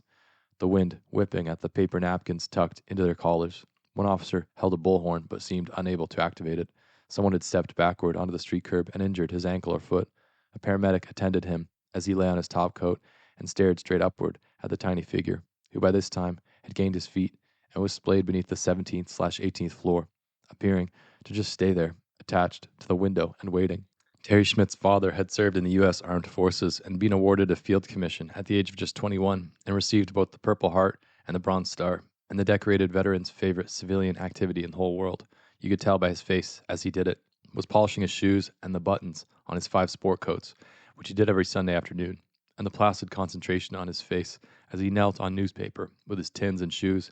and chamois had formed a large unanalyzable part of the young Terry Schmidt's determination to make a difference in the affairs of men someday in the future, which was now. Time had indeed slipped by, just as in popular songs, and revealed Schmidt fees to be neither special nor exempt. In the last 2 years, Team Alpha Y had come to function as what the advertising industry called a captured shop. The firm occupied a contractual space somewhere between a subsidiary of Reesmeyer Shannon Belt and an outside vendor. Under Alan Britton's stewardship, Team Alpha Y had joined the industry's trend toward captured consolidation and reinvented itself as more or less the research arm of Reesmeyer Shannon Belt Advertising. Team Alpha Y's new status was designed both to limit RSB's paper overhead and to maximize the tax advantages of focus group research, which now could be both billed to client and written off as an R&D subcontracting expense. There were substantial salary and benefit advantages to Team Alpha Y, which was structured as an employee-owned S corporation under USTC sections 1361 to 1379 as well. The major disadvantage from Terry Schmidt's perspective was that there was no mechanisms in place by which a captured shop employee could make the horizontal jump to Reesmeyer Shannon Belt itself, within whose MROP division the firm's marketing research strategies were developed, thereby enabling someone like T.E. Schmidt to conceivably have at least some sort of impact on actual research design and analysis. With Team Alpha Y, Schmidt's only possible advancement was to the senior research director position, now occupied by the same swarthy, slick, glad-handling emigre, with college-age children and a wife who always appeared about to ululate, who had made Darlene Lilly's professional life so difficult over the past year. And of course, even if the team did vote in such a way as to pressure Alan Britton to ease Robert Ewad out, and then even if, as would be unlikely to say the least, the thunderingly unexceptional Terry Schmidt were picked and successfully pitched to the rest of Team Alpha Y's upper echelon as Awad's replacement. The SRD position really involved nothing more meaningful than the supervision of 16 cog-leg field researchers, just like Schmidt himself,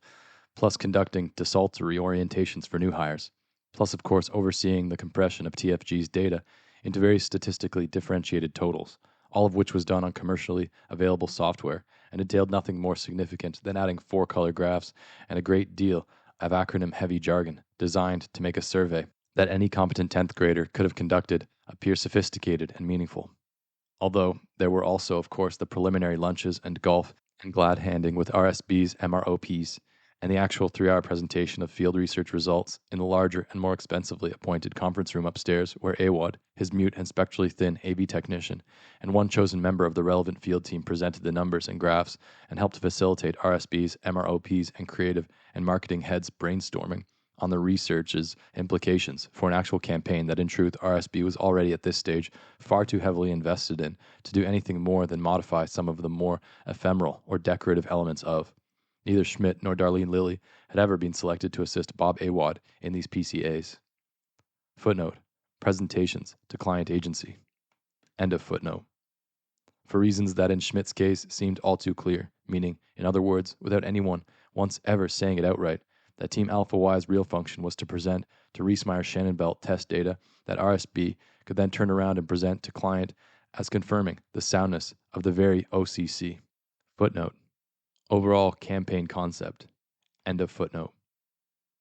That RSB had already billed client in the millions for and couldn't turn back from even if the actual test data turned out to be resoundingly grim or unpromising, which it was Team Y's unspoken real job to make sure never happened, a job that Team Alpha Y accomplished simply by targeting so many different focus groups and foci, and by varying the format and context of the tests so baroquely, and by facilitating the different TFGs in so many different modalities that in the end it was child's play to selectively weight and rearrange the data in pretty much whatever way RSB's MROP division wanted. And so in reality, Team Alpha Y's function was not to provide information or even a statistical approximation of information, but rather its entropic converse, a cascade of random noise meant to so befuddle the firm and its client that no one would feel anything but relief at the decision to proceed with an OCC, which in the present case, the Mr. Squishy company itself was already so heavily invested in that it couldn't possibly turn away from, and would in fact have fired RSB if its testing had indicated any substantive problems with, because Mr. Squishy's parent company had very strict normative ratios for R&D marketing costs, RDM, to production volume, PV, ratios based on the Cobb-Douglas function whereby RDMX over PVX must, after all the pro forma, hemming and hawing, the 0 equals less than RDMX over PVX less than 1, a textbook formula, which any first-term MBA student had to memorize in management stats, which was in fact where North American Soft Confections Inc.'s CEO had almost surely learned it, and nothing inside the man or at any of the 4 large U.S. corporations he had helmed since taking his degree from Wharton in 1968 had changed. No, all that ever changed were the jargon and mechanisms and jilt rococo, which everyone in the whole huge blind grinding mechanism conspired to convince each other that they could figure out how to give the paying customer what they could prove he could be persuaded to believe he wanted, without anybody once ever saying, stop a second, or pointing out the absurdity of calling what they were doing collecting information, or ever even saying aloud, not even Team Alpha Y's field researchers over drinks at Bayer's Market Pub on East Ohio, together on Fridays before going home alone to stare at the phone, what was going on or what it meant, or what the simple truth was, that it made no difference, none of it.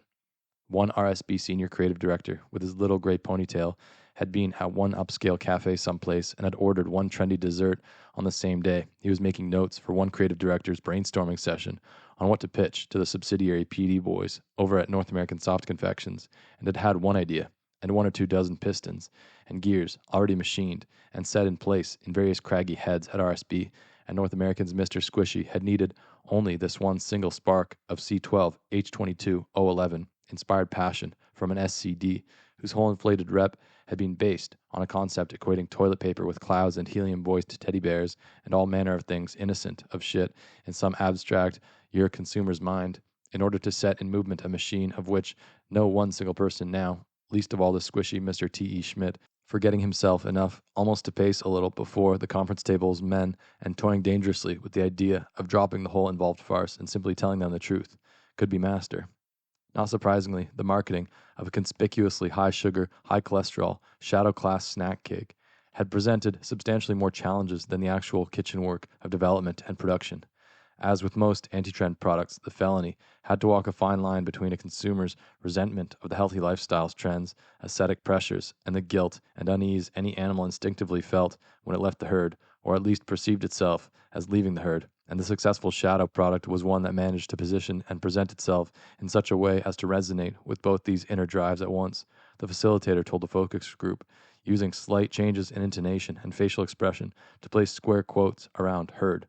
The perfectly proportioned mixture of shame, delight, and secret, literally closeted, alliance in the Ericsson DDBN spots was a seminal example of this sort of multivalent pitch, Terry Schmidt said, tweaking AWOD again and letting the small secret thrill of it almost make him throw a puckish wink at the smoke detector, as too was Jolt Cola's brand name's double entendre of a jolt, both to the individual nervous system and to the tyranny of dilute and innocuous soft drinks in an era of trendy self-denial, as well, of course, as Jolt's well-packaged can's iconic face with its bulging, crossed eyes and electricized hair and ghastly fluorescent computer room pallor.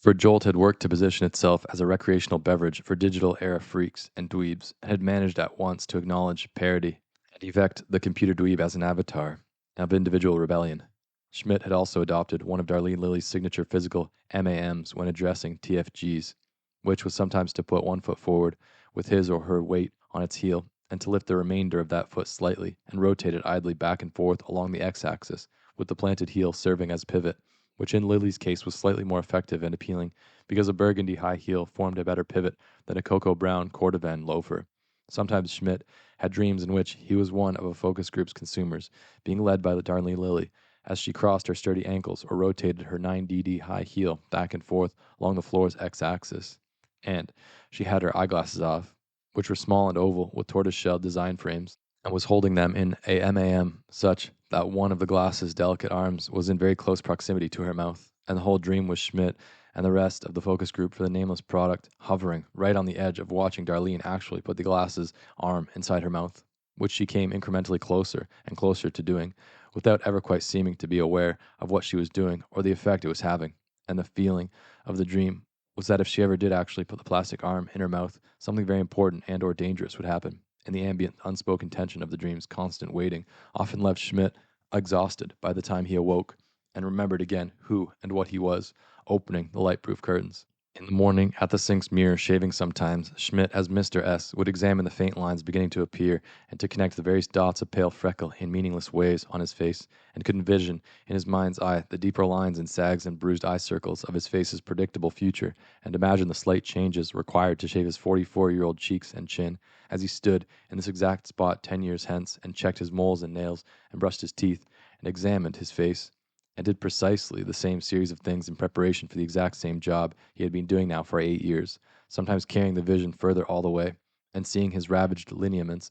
and blob-like body propped upright on wheels with a blanket on its lap against some sun-drenched pastel backdrop, coughing, so that even if the almost vanishingly unlikely were to happen, and Schmidt did somehow get tagged to replace Robert A. Wad or one of the other SRDs, the only substantive difference would be that he would receive a larger share of Team Alpha Y's after-tax profits, and so would be able to afford a nicer and better appointed condominium to masturbate himself to sleep in, and more of the props and surface pretenses of someone truly important. But really, he wouldn't be important. He would make no more substantive difference in the larger scheme of things than he did now. The almost 35-year-old Terry Schmidt had very nearly nothing left anymore of the delusion that he differed from the great herd of the common run of men, not even in his despair at not making a difference, or in the great hunger to have an impact that in his late 20s he'd clung to as evidence that even though he was emerging as sort of a failure, the grand ambitions against which he judged himself a failure were somehow exceptional and superior to the common runs. Not anymore, since now even the phrase "make a difference" had become a platitude so familiar that it was used as the mnemonic tag in low-budget ad council PSAs for Big Brothers/Big Sisters and the United Way, which used "make a difference" in a child's life and making a difference in your community respectively, with BB/BS even acquiring the telephonic equivalent of diff for ents to serve as their volunteer hotline number in the metro area. And Schmidt, then just at the cusp of 30, at first had rallied himself into what he knew was a classic consumer delusion, namely that the BB/BS tagline and telephone number were a meaningful coincidence and directed somehow particularly at him, and had called and volunteered to act as big brother for a boy age 11 to 15 who lacked significant male mentors and or positive role models, and had sat through the 2-3-hour trainings and testimonials with what was the psychological equivalent of a rigid grin.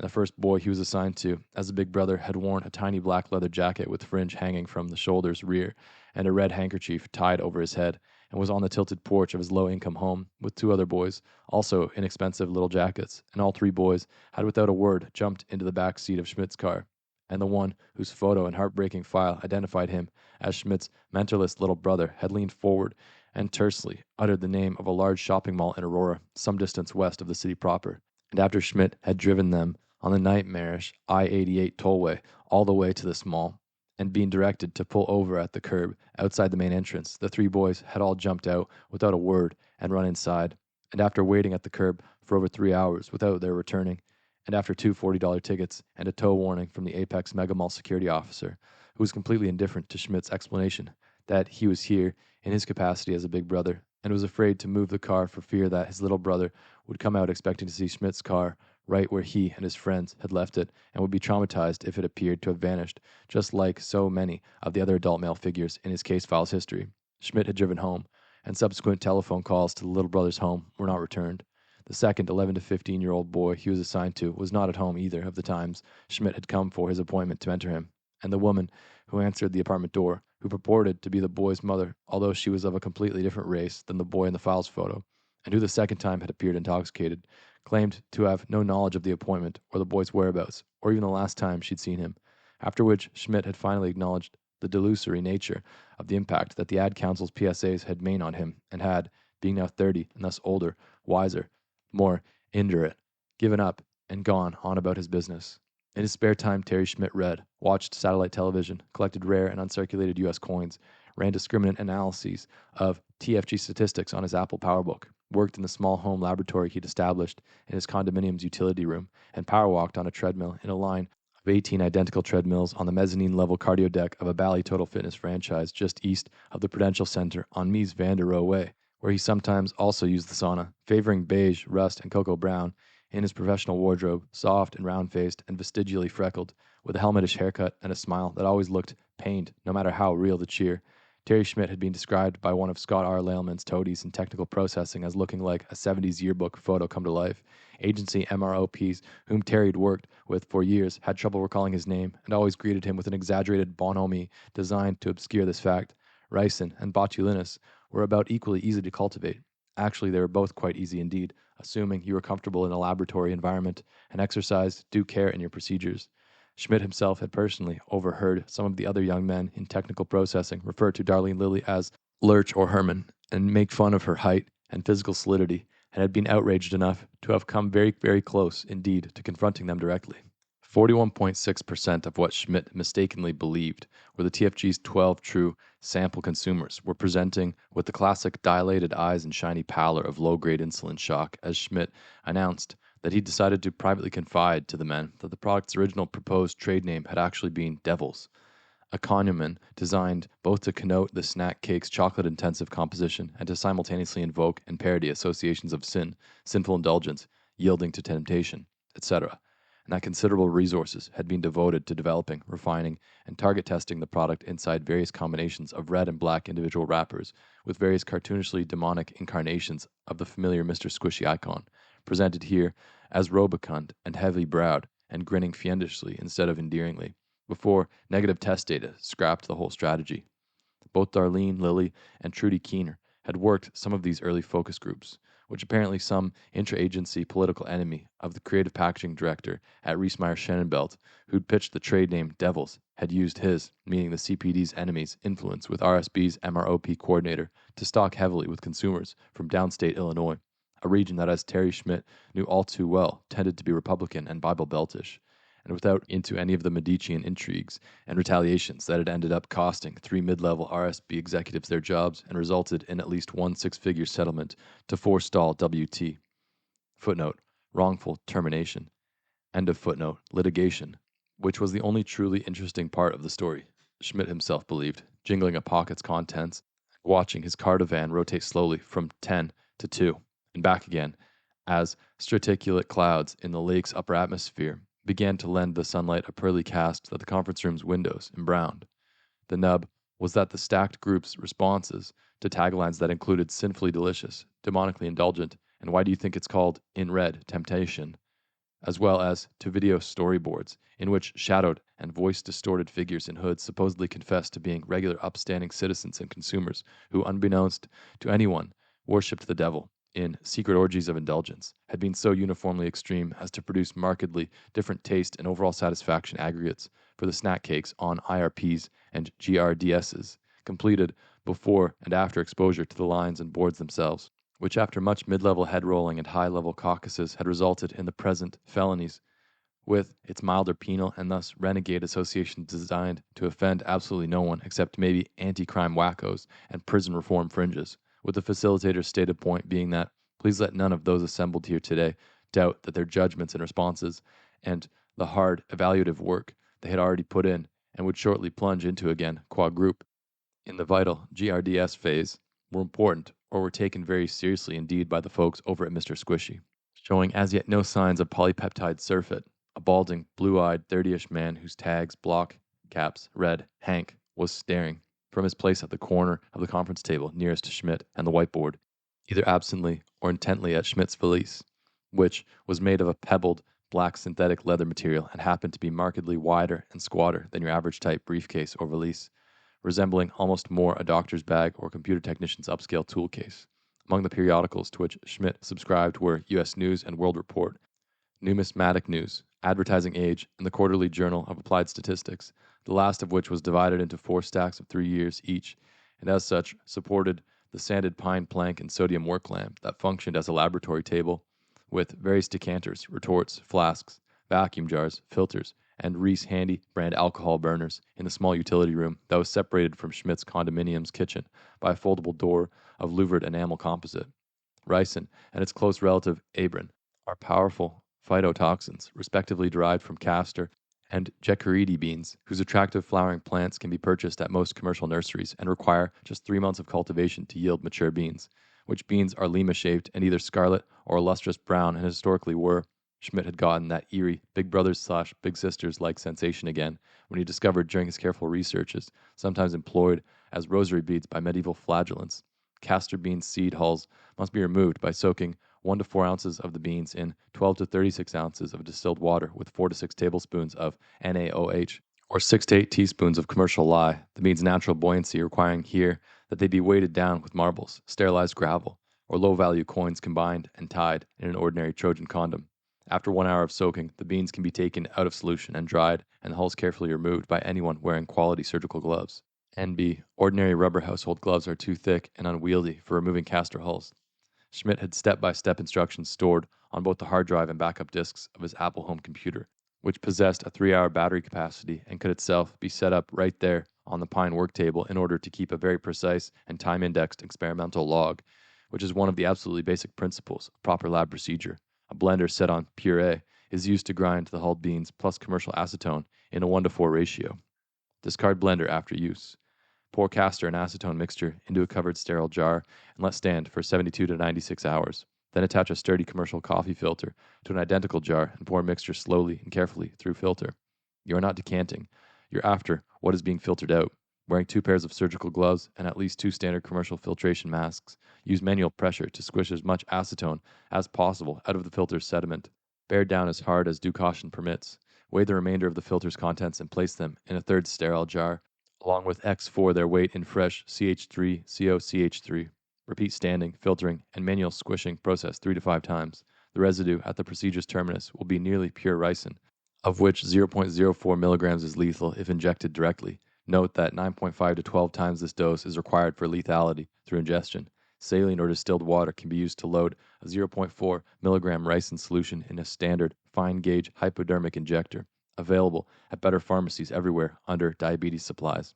Ricin requires 24 to 36 hours to produce initial symptoms of severe nausea, vomiting, disorientation, and cyanosis. Terminal VF and circulatory collapse follow within 12 hours. Note that in situ concentrations under 1.5 milligrams are undetectable by standard forensic reagents. More than a few among the crowds and police initially used the words sick, sickening, and or nasty when the tank's deltate nozzle was affixed to the perturbants at the center of the figure's rear end's white and navy bullseye design.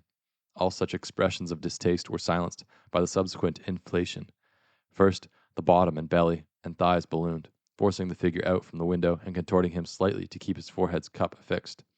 The airtight lycra rounded and became shiny. The long-haired man on dexedrine patted his bicycle's slim rear tire and told the young lady he'd lent the field glasses to that he'd figured all the way what they, presumably meaning the little preservatives, were. One shoulder's valve inflated the left arm, the other the right arm, etc., until the figure's entire costume had become large, bulbous, and doughy cartoonish. There was no coherent response from the crowd, however, until a nearly suicidal-looking series of nozzle-to-temple motions from the figure began to fill the head's baggy mask, the crumpled white mylar at first collapsing slightly to the left, and then coming back up erect as it filled with gas. The face's array of patternless lines rounding to resolve into something that produced from 400-plus ground-level U.S. adults loud cries of recognition and an almost childlike delight. And at the time, Schmidt told the focus group, had, probably not at all, to their disappointment, he said with a tiny pained smile, that the time had now arrived for them to elect a foreman and for Schmidt himself to withdraw and allow the focus group's constituents to take counsel together here in the darkening conference room to compare their individual responses and opinions of the taste, texture, and overall satisfaction of Felonies and to try now together to come up with agreed-upon GRDS ratings for same. In some of the fantasies in which he and Darlene Lilly were having high-impact intercourse on the firm's conference tables, Schmidt kept finding himself saying thank you, oh thank you in rhythm to the undulatory thrusting motions of the coitus, and was unable to stop himself, and couldn't help seeing the confused and then distasteful expression that the rhythmic oh God, thank yous produced on Darlene Lilly's face, even as her glasses fogged and her cross-trainer's heels drummed thunderously on the table's surface, and sometimes it almost wrecked the whole fantasy. If after time and a reasonable amount of discussion, the focus group by chance for whatever reason found that they couldn't get together on a certain specific number to express the whole group's true feelings, Schmidt told them. By this time, 3 of the men actually had their heads down on the table, including the over-eccentric UAF, who was also emitting tiny low moans, and Schmidt had decided he was going to give this fellow a very low TFG performance rating indeed on the evaluations all team Alpha Y facilitators had to fill out on UAFs at the end of a research cycle. What he'd ask is that the focus group then just go ahead and submit 2 separate group response data summaries, one GRDS comprising each of the numbers on which the focus group's 2 opposed camps had settled. There was no such thing as a hung jury in TFG testing, he said with a grin that he hoped wasn't rigid or pained, and that if splitting into even 2 such subgroups proved unfeasible because one or more of the men at the table felt that neither subgroup's number adequately captured their own individual feelings and preferences, why then, if necessary, 3 separate GRDSs should be completed, or 4, and so on. But with the overall idea being, please keep in mind that Team Alpha Y, Reesmeyer, Shannonbelt, and the Mr. Squishy Co. were asking for the very lowest possible number of separate GRDS responses an intelligent group of discerning consumers could come up with today. Schmidt, in fact, had as many as 13 separate GRDS packets in the manila folder he now held rather dramatically up as he mentioned the GRDS forms, though he removed only 1 packet from the folder, since there was no point in proactively doing anything to encourage the focus group to atomize and not unite. The fantasy would, of course, have been exponentially better if it were Darlene Lilly who gasped, thank you, in rhythm, to the damp, lisping, slapping sounds, and Schmidt was well aware of this, and of his apparent inability to enforce his preferences, even in fantasy. It made him wonder if he even had what convention called a free will at all, deep down. Only 2 of the room's 15 total males noticed that there had been no hint of distant, window-muffled exterior noise in the conference room for quite some time. Neither of these 2 were actual test subjects. Schmidt knew also that by this time, the exordial presentation had so far taken 23 minutes, but it felt, as always, much longer, and even the more upright and insulin-tolerant members' restive expressions indicated that they too were feeling hungry and tired and probably thinking this preliminary background was taking an oppressively long time, when in reality Robert Awad had explicitly told Schmidt that Alan Britton had authorized up to 32 minutes for the putatively experimental full-access TFG presentation, and had said that Terry's reputation for relative conciseness and smooth preemption of digressive questions and ephemera was one of the reasons he, meaning R. Awad, had selected Schmidt to facilitate the quote-unquote experimental TFG's GRDS phase.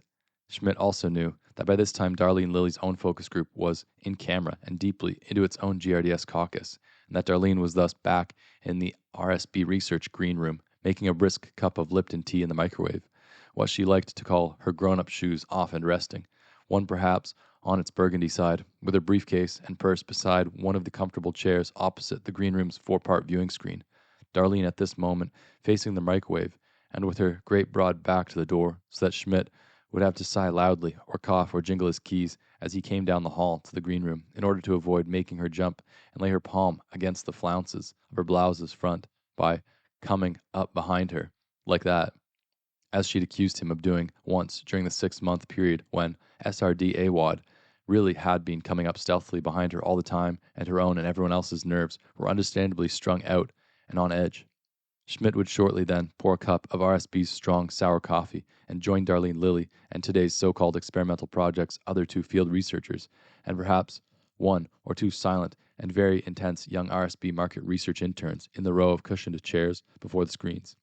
Schmidt, next to Lilly and somewhat in the shadow of her very tall hair, and Ron Mounts would as always produce a pack of cigarettes, and Trudy Keener would laugh at the way Mounts always made a show of clawing a cigarette desperately out of the pack and lighting it with a tremorous hand, and the fact that neither Schmidt nor Darlene Lilly smoked. Darlene had grown up in a household with heavy smokers, and was now allergic, would cause a slight alliance of posture, as they both leaned slightly away from the smoke. Schmidt had once swallowed hard in his chair, and mentioned the whole smoking issue to Mounts, gallantly, claiming the allergy as his own.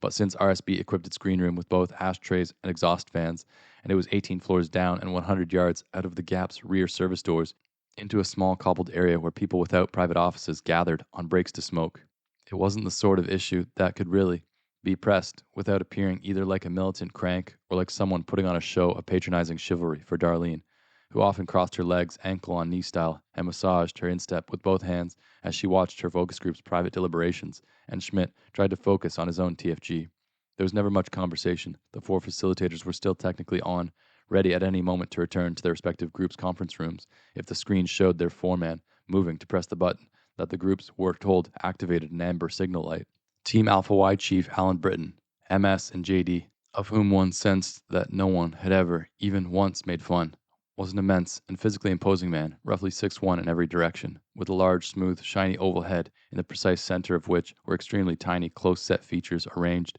in the invulnerable, cheerful expression of a man who had made a difference in all he'd ever tried. In terms of administration, there was, of course, the ramified problem of taste and or texture. Ricin, like most phytotoxins, is exceedingly bitter, which meant that the requisite 0.4 milligrams must present for ingestion in a highly dilute form. But the dilution seemed even more unpalatable than the ricin itself, injected through the thin wrapper into the 26 by 13 millimeter ellipse of fondant at the Felonies' hollow center. The distilled water formed a soggy, caustic pocket whose contrast with the deliquescent, high-lipid filling itself fairly shouted adulteration. Injection into the moist, flourless surrounding cake itself turned an area the size of a 1916 flowing Liberty quarter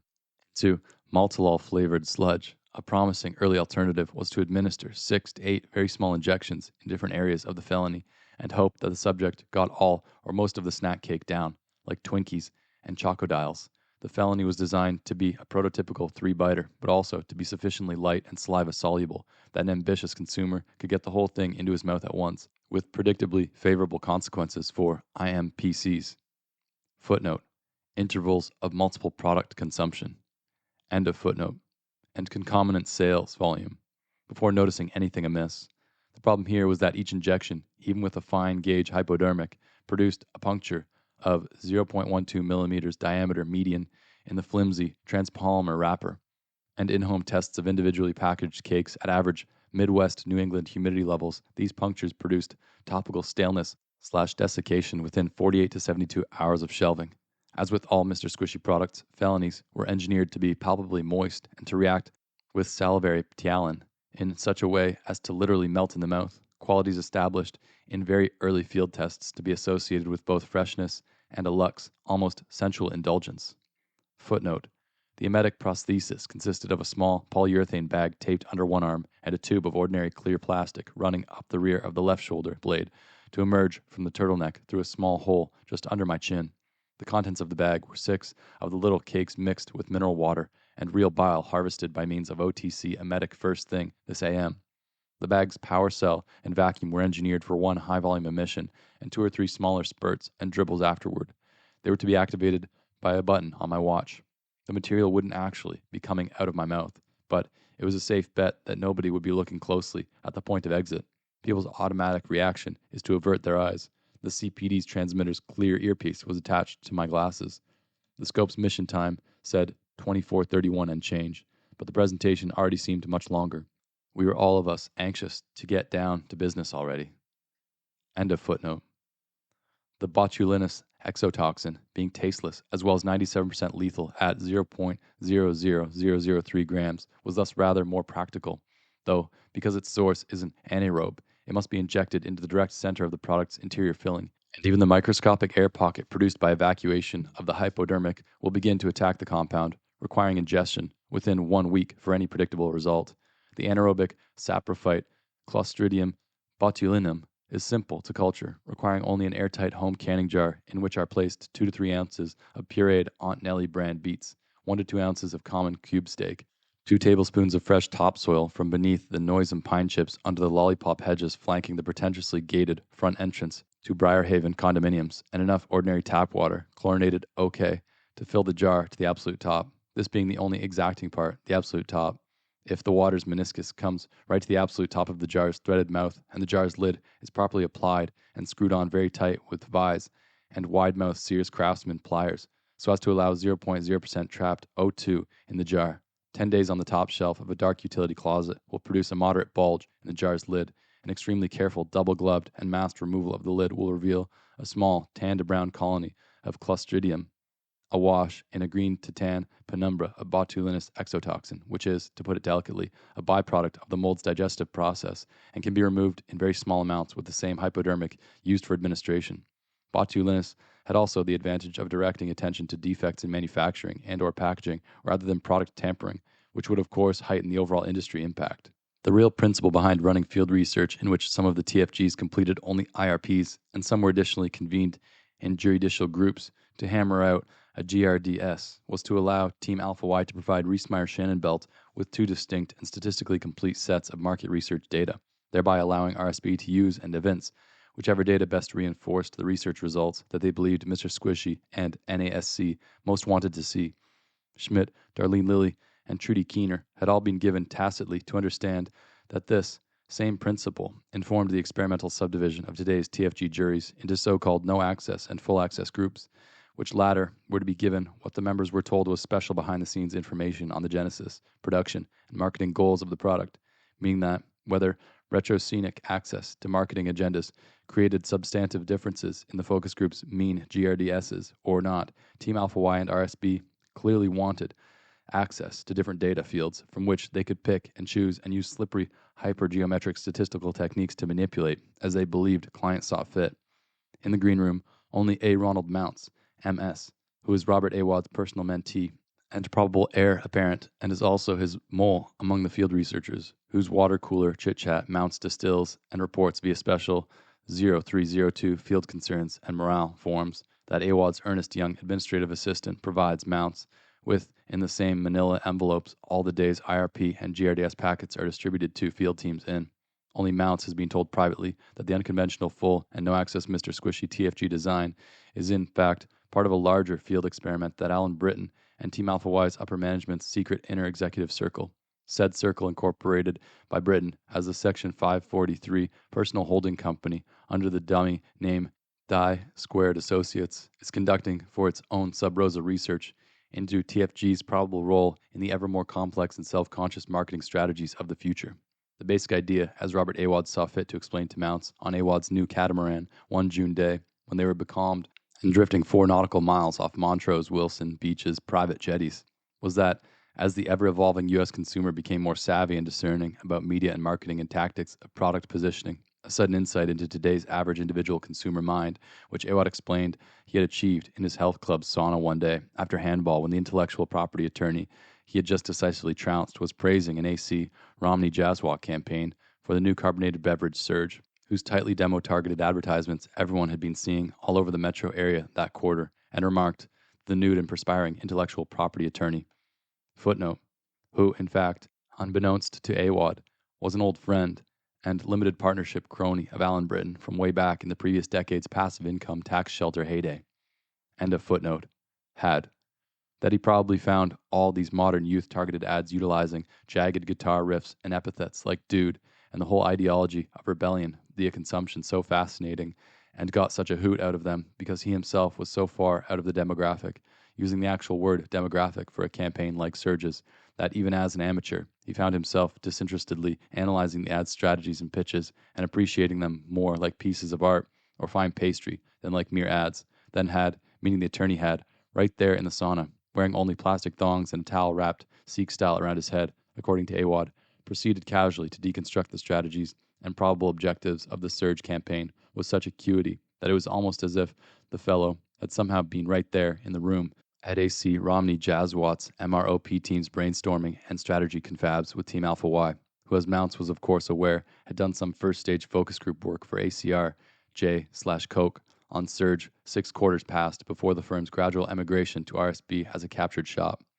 Awad, whose knowledge of small craft operation came entirely from a manual he was now using as a paddle, told Mounts that the idea's gists thrust here involved what was known in the industry as a narrative, or story, campaign, and the concept of making some new product's actual marketers' strategies and travails themselves a part of that product's essential story, as in for historic examples that Chicago's own Keebler Inc.'s hard confections were manufactured by elves in a hollow tree, or that Pillsbury's Green Giant brand canned and frozen vegetables were cultivated by an actual giant in his eponymous valley,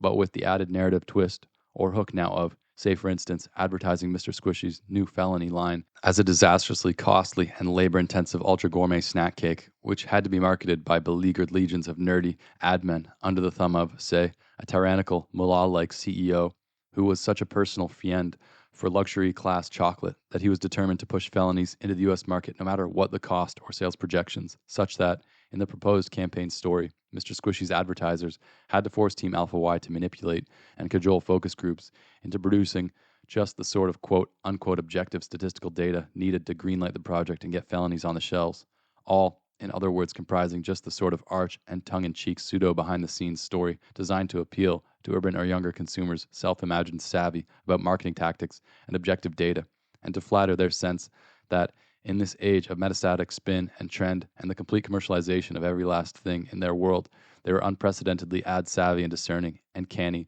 and well-nigh impossible to manipulate by any sort of clever multi-million-dollar marketing campaign. This was, as of the second quarter of 1995, a fairly bold and unconventional ad concept, Awad conceded modestly over Ron Mounce's cries of admiration and excitement, tossing, Mounce did, another cigarette over his catamaran's side to hiss and bob forever instead of sinking, and Awad further conceded that obviously an enormous amount of very careful controlled research would have to be done and analyzed in all sorts of hypogeometric ways before they could even conceive of possibly jumping ship and starting their own R. Awad and Subordinates agency and pitching the idea to various far-sighted companies, certain of the U.S. Internet's new startups, with their young and self-perceivedly renegade top management, looked like a promising market. Yes, to various forward-looking companies that craved a fresh, edgy, cynicism-friendly corporate image, rather like Subarus in the previous decade, or also, for example, FedEx and Wendy's in the era when Settlemeyer's own local crew had come out of nowhere to rule the industry. Whereas, in point of fact, none of what Robert Awad had brought his mentee 4 miles out onto the lake to whisper in Mounce's big pink ear was true, or even in any sense real, except as the agreed-upon cover narrative to be fed to select Team Alpha Y SRDs and field researchers as part of the control conditions for the really true field experiment, which Alan Britton and Scott R. Lehlman. There was really no Section 543 structured die-squared associates. That little fiction was part of the cover narrative that Britton had fed to Bob Awad, who, unbeknownst to him, Awad, was already being gradually eased out in favor of Mrs. Lilly, who Lehlman said was a whiz on both SciStat and HTML, and on whom, Darlene Lilly, Britton had had his eye ever since he'd sent Awad around with covert instructions to behave in such a way as to test for fault lines in field team morale, and the girl had shown such an extraordinary blend of personal stones and political aplomb in diffusing Awad's stressors. So, but yes, which field experiment Britton and his mentee Lehlman had been told by no less a personage than T. Cordell, Ted Belt himself, was designed to produce data on the ways certain received ideas of market research's purposes affected the way field researchers facilitated their targeted focus group's GRDS phase, and thus influenced the material outcome of the TFG's in-camera deliberations and GRDSs. This internal experiment was the second stage of a campaign. Britton had later told Lehlman over near Zeppelin-sized cigars in his inner office to finally, after all this time, start bringing U.S. marketing research into line with the realities of modern hard science, which had proved long ago, science had, that the presence of an observer affects any process, and thus by clear implication that even the tiniest, most ephemeral details of a field test setup can impact the resultant data. The ultimate objective was to eliminate all unnecessary random variables in those field tests, and of course, by your most basic managerial Occam's razor blade, this meant doing away, as much as possible, with the human element, the most obvious of these elements being the TFG facilitators, namely Team Alpha Y's nerdy, beleaguered field researchers, who now, with the coming digital era of abundant data on whole markets' preferences and patterns available via cyber commerce links, were soon going to be obsolete. The field researchers were, anyway, Alan Britton said. A passionate and persuasive rhetor, Britton liked to draw invisible little illustrations in the air with his cigar's glowing tip as he spoke. The mental image Scott Lehlman associated with Alan Britton was of an enormous macadamia nut with a tiny little face painted on it. Lehlman did unkind impersonations of Britton's speech and gestures for some of the boys in technical processing when he was sure Mr. B was nowhere around. Because the whole thing from soup to nuts could soon be done via computer network, as Britton said he was sure he didn't have to sell Lehlman on. Scott Lehlman didn't really even like cigars, meaning the coming WWW hyper cyber commerce thing, which there had already been countless professional seminars on, and all of US marketing and advertising and related support industries were terribly excited about, but where most agencies still saw the coming WWW primarily as just a new fifth venue. Footnote: venues 1 to 4 historically comprising TV, radio, print, and outdoor, mainly billboards. End of footnote. For high-impact ads, part of your more forward-looking Reesmeyer-Shannon Belt type vision for the coming era involved finding ways to exploit cybercommerce's staggering research potential as well. Undisplayed little tracking codes could be designed and tag and follow each consumer's W-cubed interests and spending patterns. Here, Lehrman once again told Alan Britton what these algorithms were commonly called and averred that he personally knew how to design them. He, of course, did not tell Britton that he had already secretly helped design some very special little tracking algorithms for A.C. Romney, Jazzwatt and Association's Sirenic Chloe Jazzwatt, and that 2 of these quote-unquote cookies were even at that moment nested deep within Team Alpha Y's SMTP/POP protocols. Britton said that focus groups and even N-size test markets could be assembled abstractly via ANOVAs. Footnote: analysis of variance model, a hypergeometric multiple regression technique used by Team Alpha Y to establish the statistical relations between dependent and independent variables in market tests. End of footnote. On consumers' known patterns that the TFG vetting was built right in,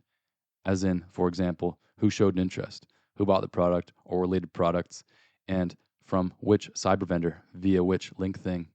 that not only would there be no voir dire and no archaic per diem expenses, but even the unnecessary variable of consumers even knowing they were part of any sort of market test was excised, since a consumer's subjective awareness of his identity as a test subject instead of as a true desire-driven consumer had always been one of the distortions that market research swept under the rug because they had no way of quantifying subjective identity awareness on any known ANOVA. Focus groups would go the way of the Dodo and Bison and Art Deco. Alan Britton had already had versions of this conversation with Scott Lehlman several times. It was part of Britton's way of pumping himself up. Lehlman had a vision of himself at a very large and expensive desk, Chloe Jazzwatt behind him, kneading his trapezius muscles, while an enormous macadamia nut sat in a low chair before the desk and pleaded for a livable severance package. Sometimes, on the rare occasions when he masturbated, Lehlman's fantasy involved a view of himself, shirtless and adorned with war paint, standing with his boot on the chest of various supine men and howling upward at what lay outside the fantasy's frame, but was probably the moon. That, in other words, gesturing with the great red embers tip, the exact same wonkish technology that Lehlman's boys in technical processing now used to run analyses on the TFG paperwork could replace the paperwork. No more small sample testing, no more beta risks or variance error probabilities or 1 alpha confidence intervals or human elements or entropic noise. Once, in his junior year at Cornell University, Scott R. Lehlman had been in an ACS department lab accident and had breathed halon gas, and for several days he went around campus with a rose clamped in his teeth and tried to tango with anyone he saw, and insisted everybody all call him the Magnificent Enrique, until several of his fraternity brothers finally all ganged up and knocked some sense back into him. But a lot of people thought he was still never quite the same after the halon thing. For now, inbuilt in Britain's forward-looking vision, the market becomes its own test.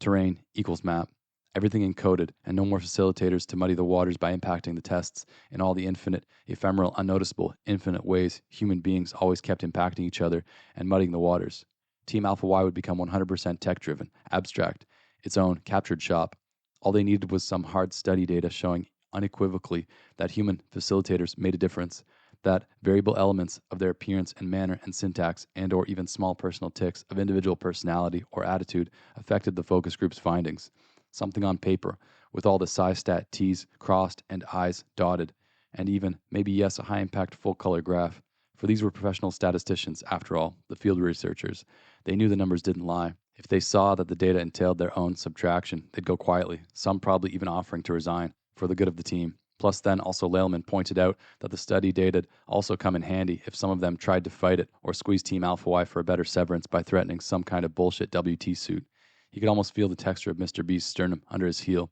not to mention, said Britton, who sometimes then held the cigar like a dart and jabbed it at the air when stipulating or refining a point, that not all would need to go.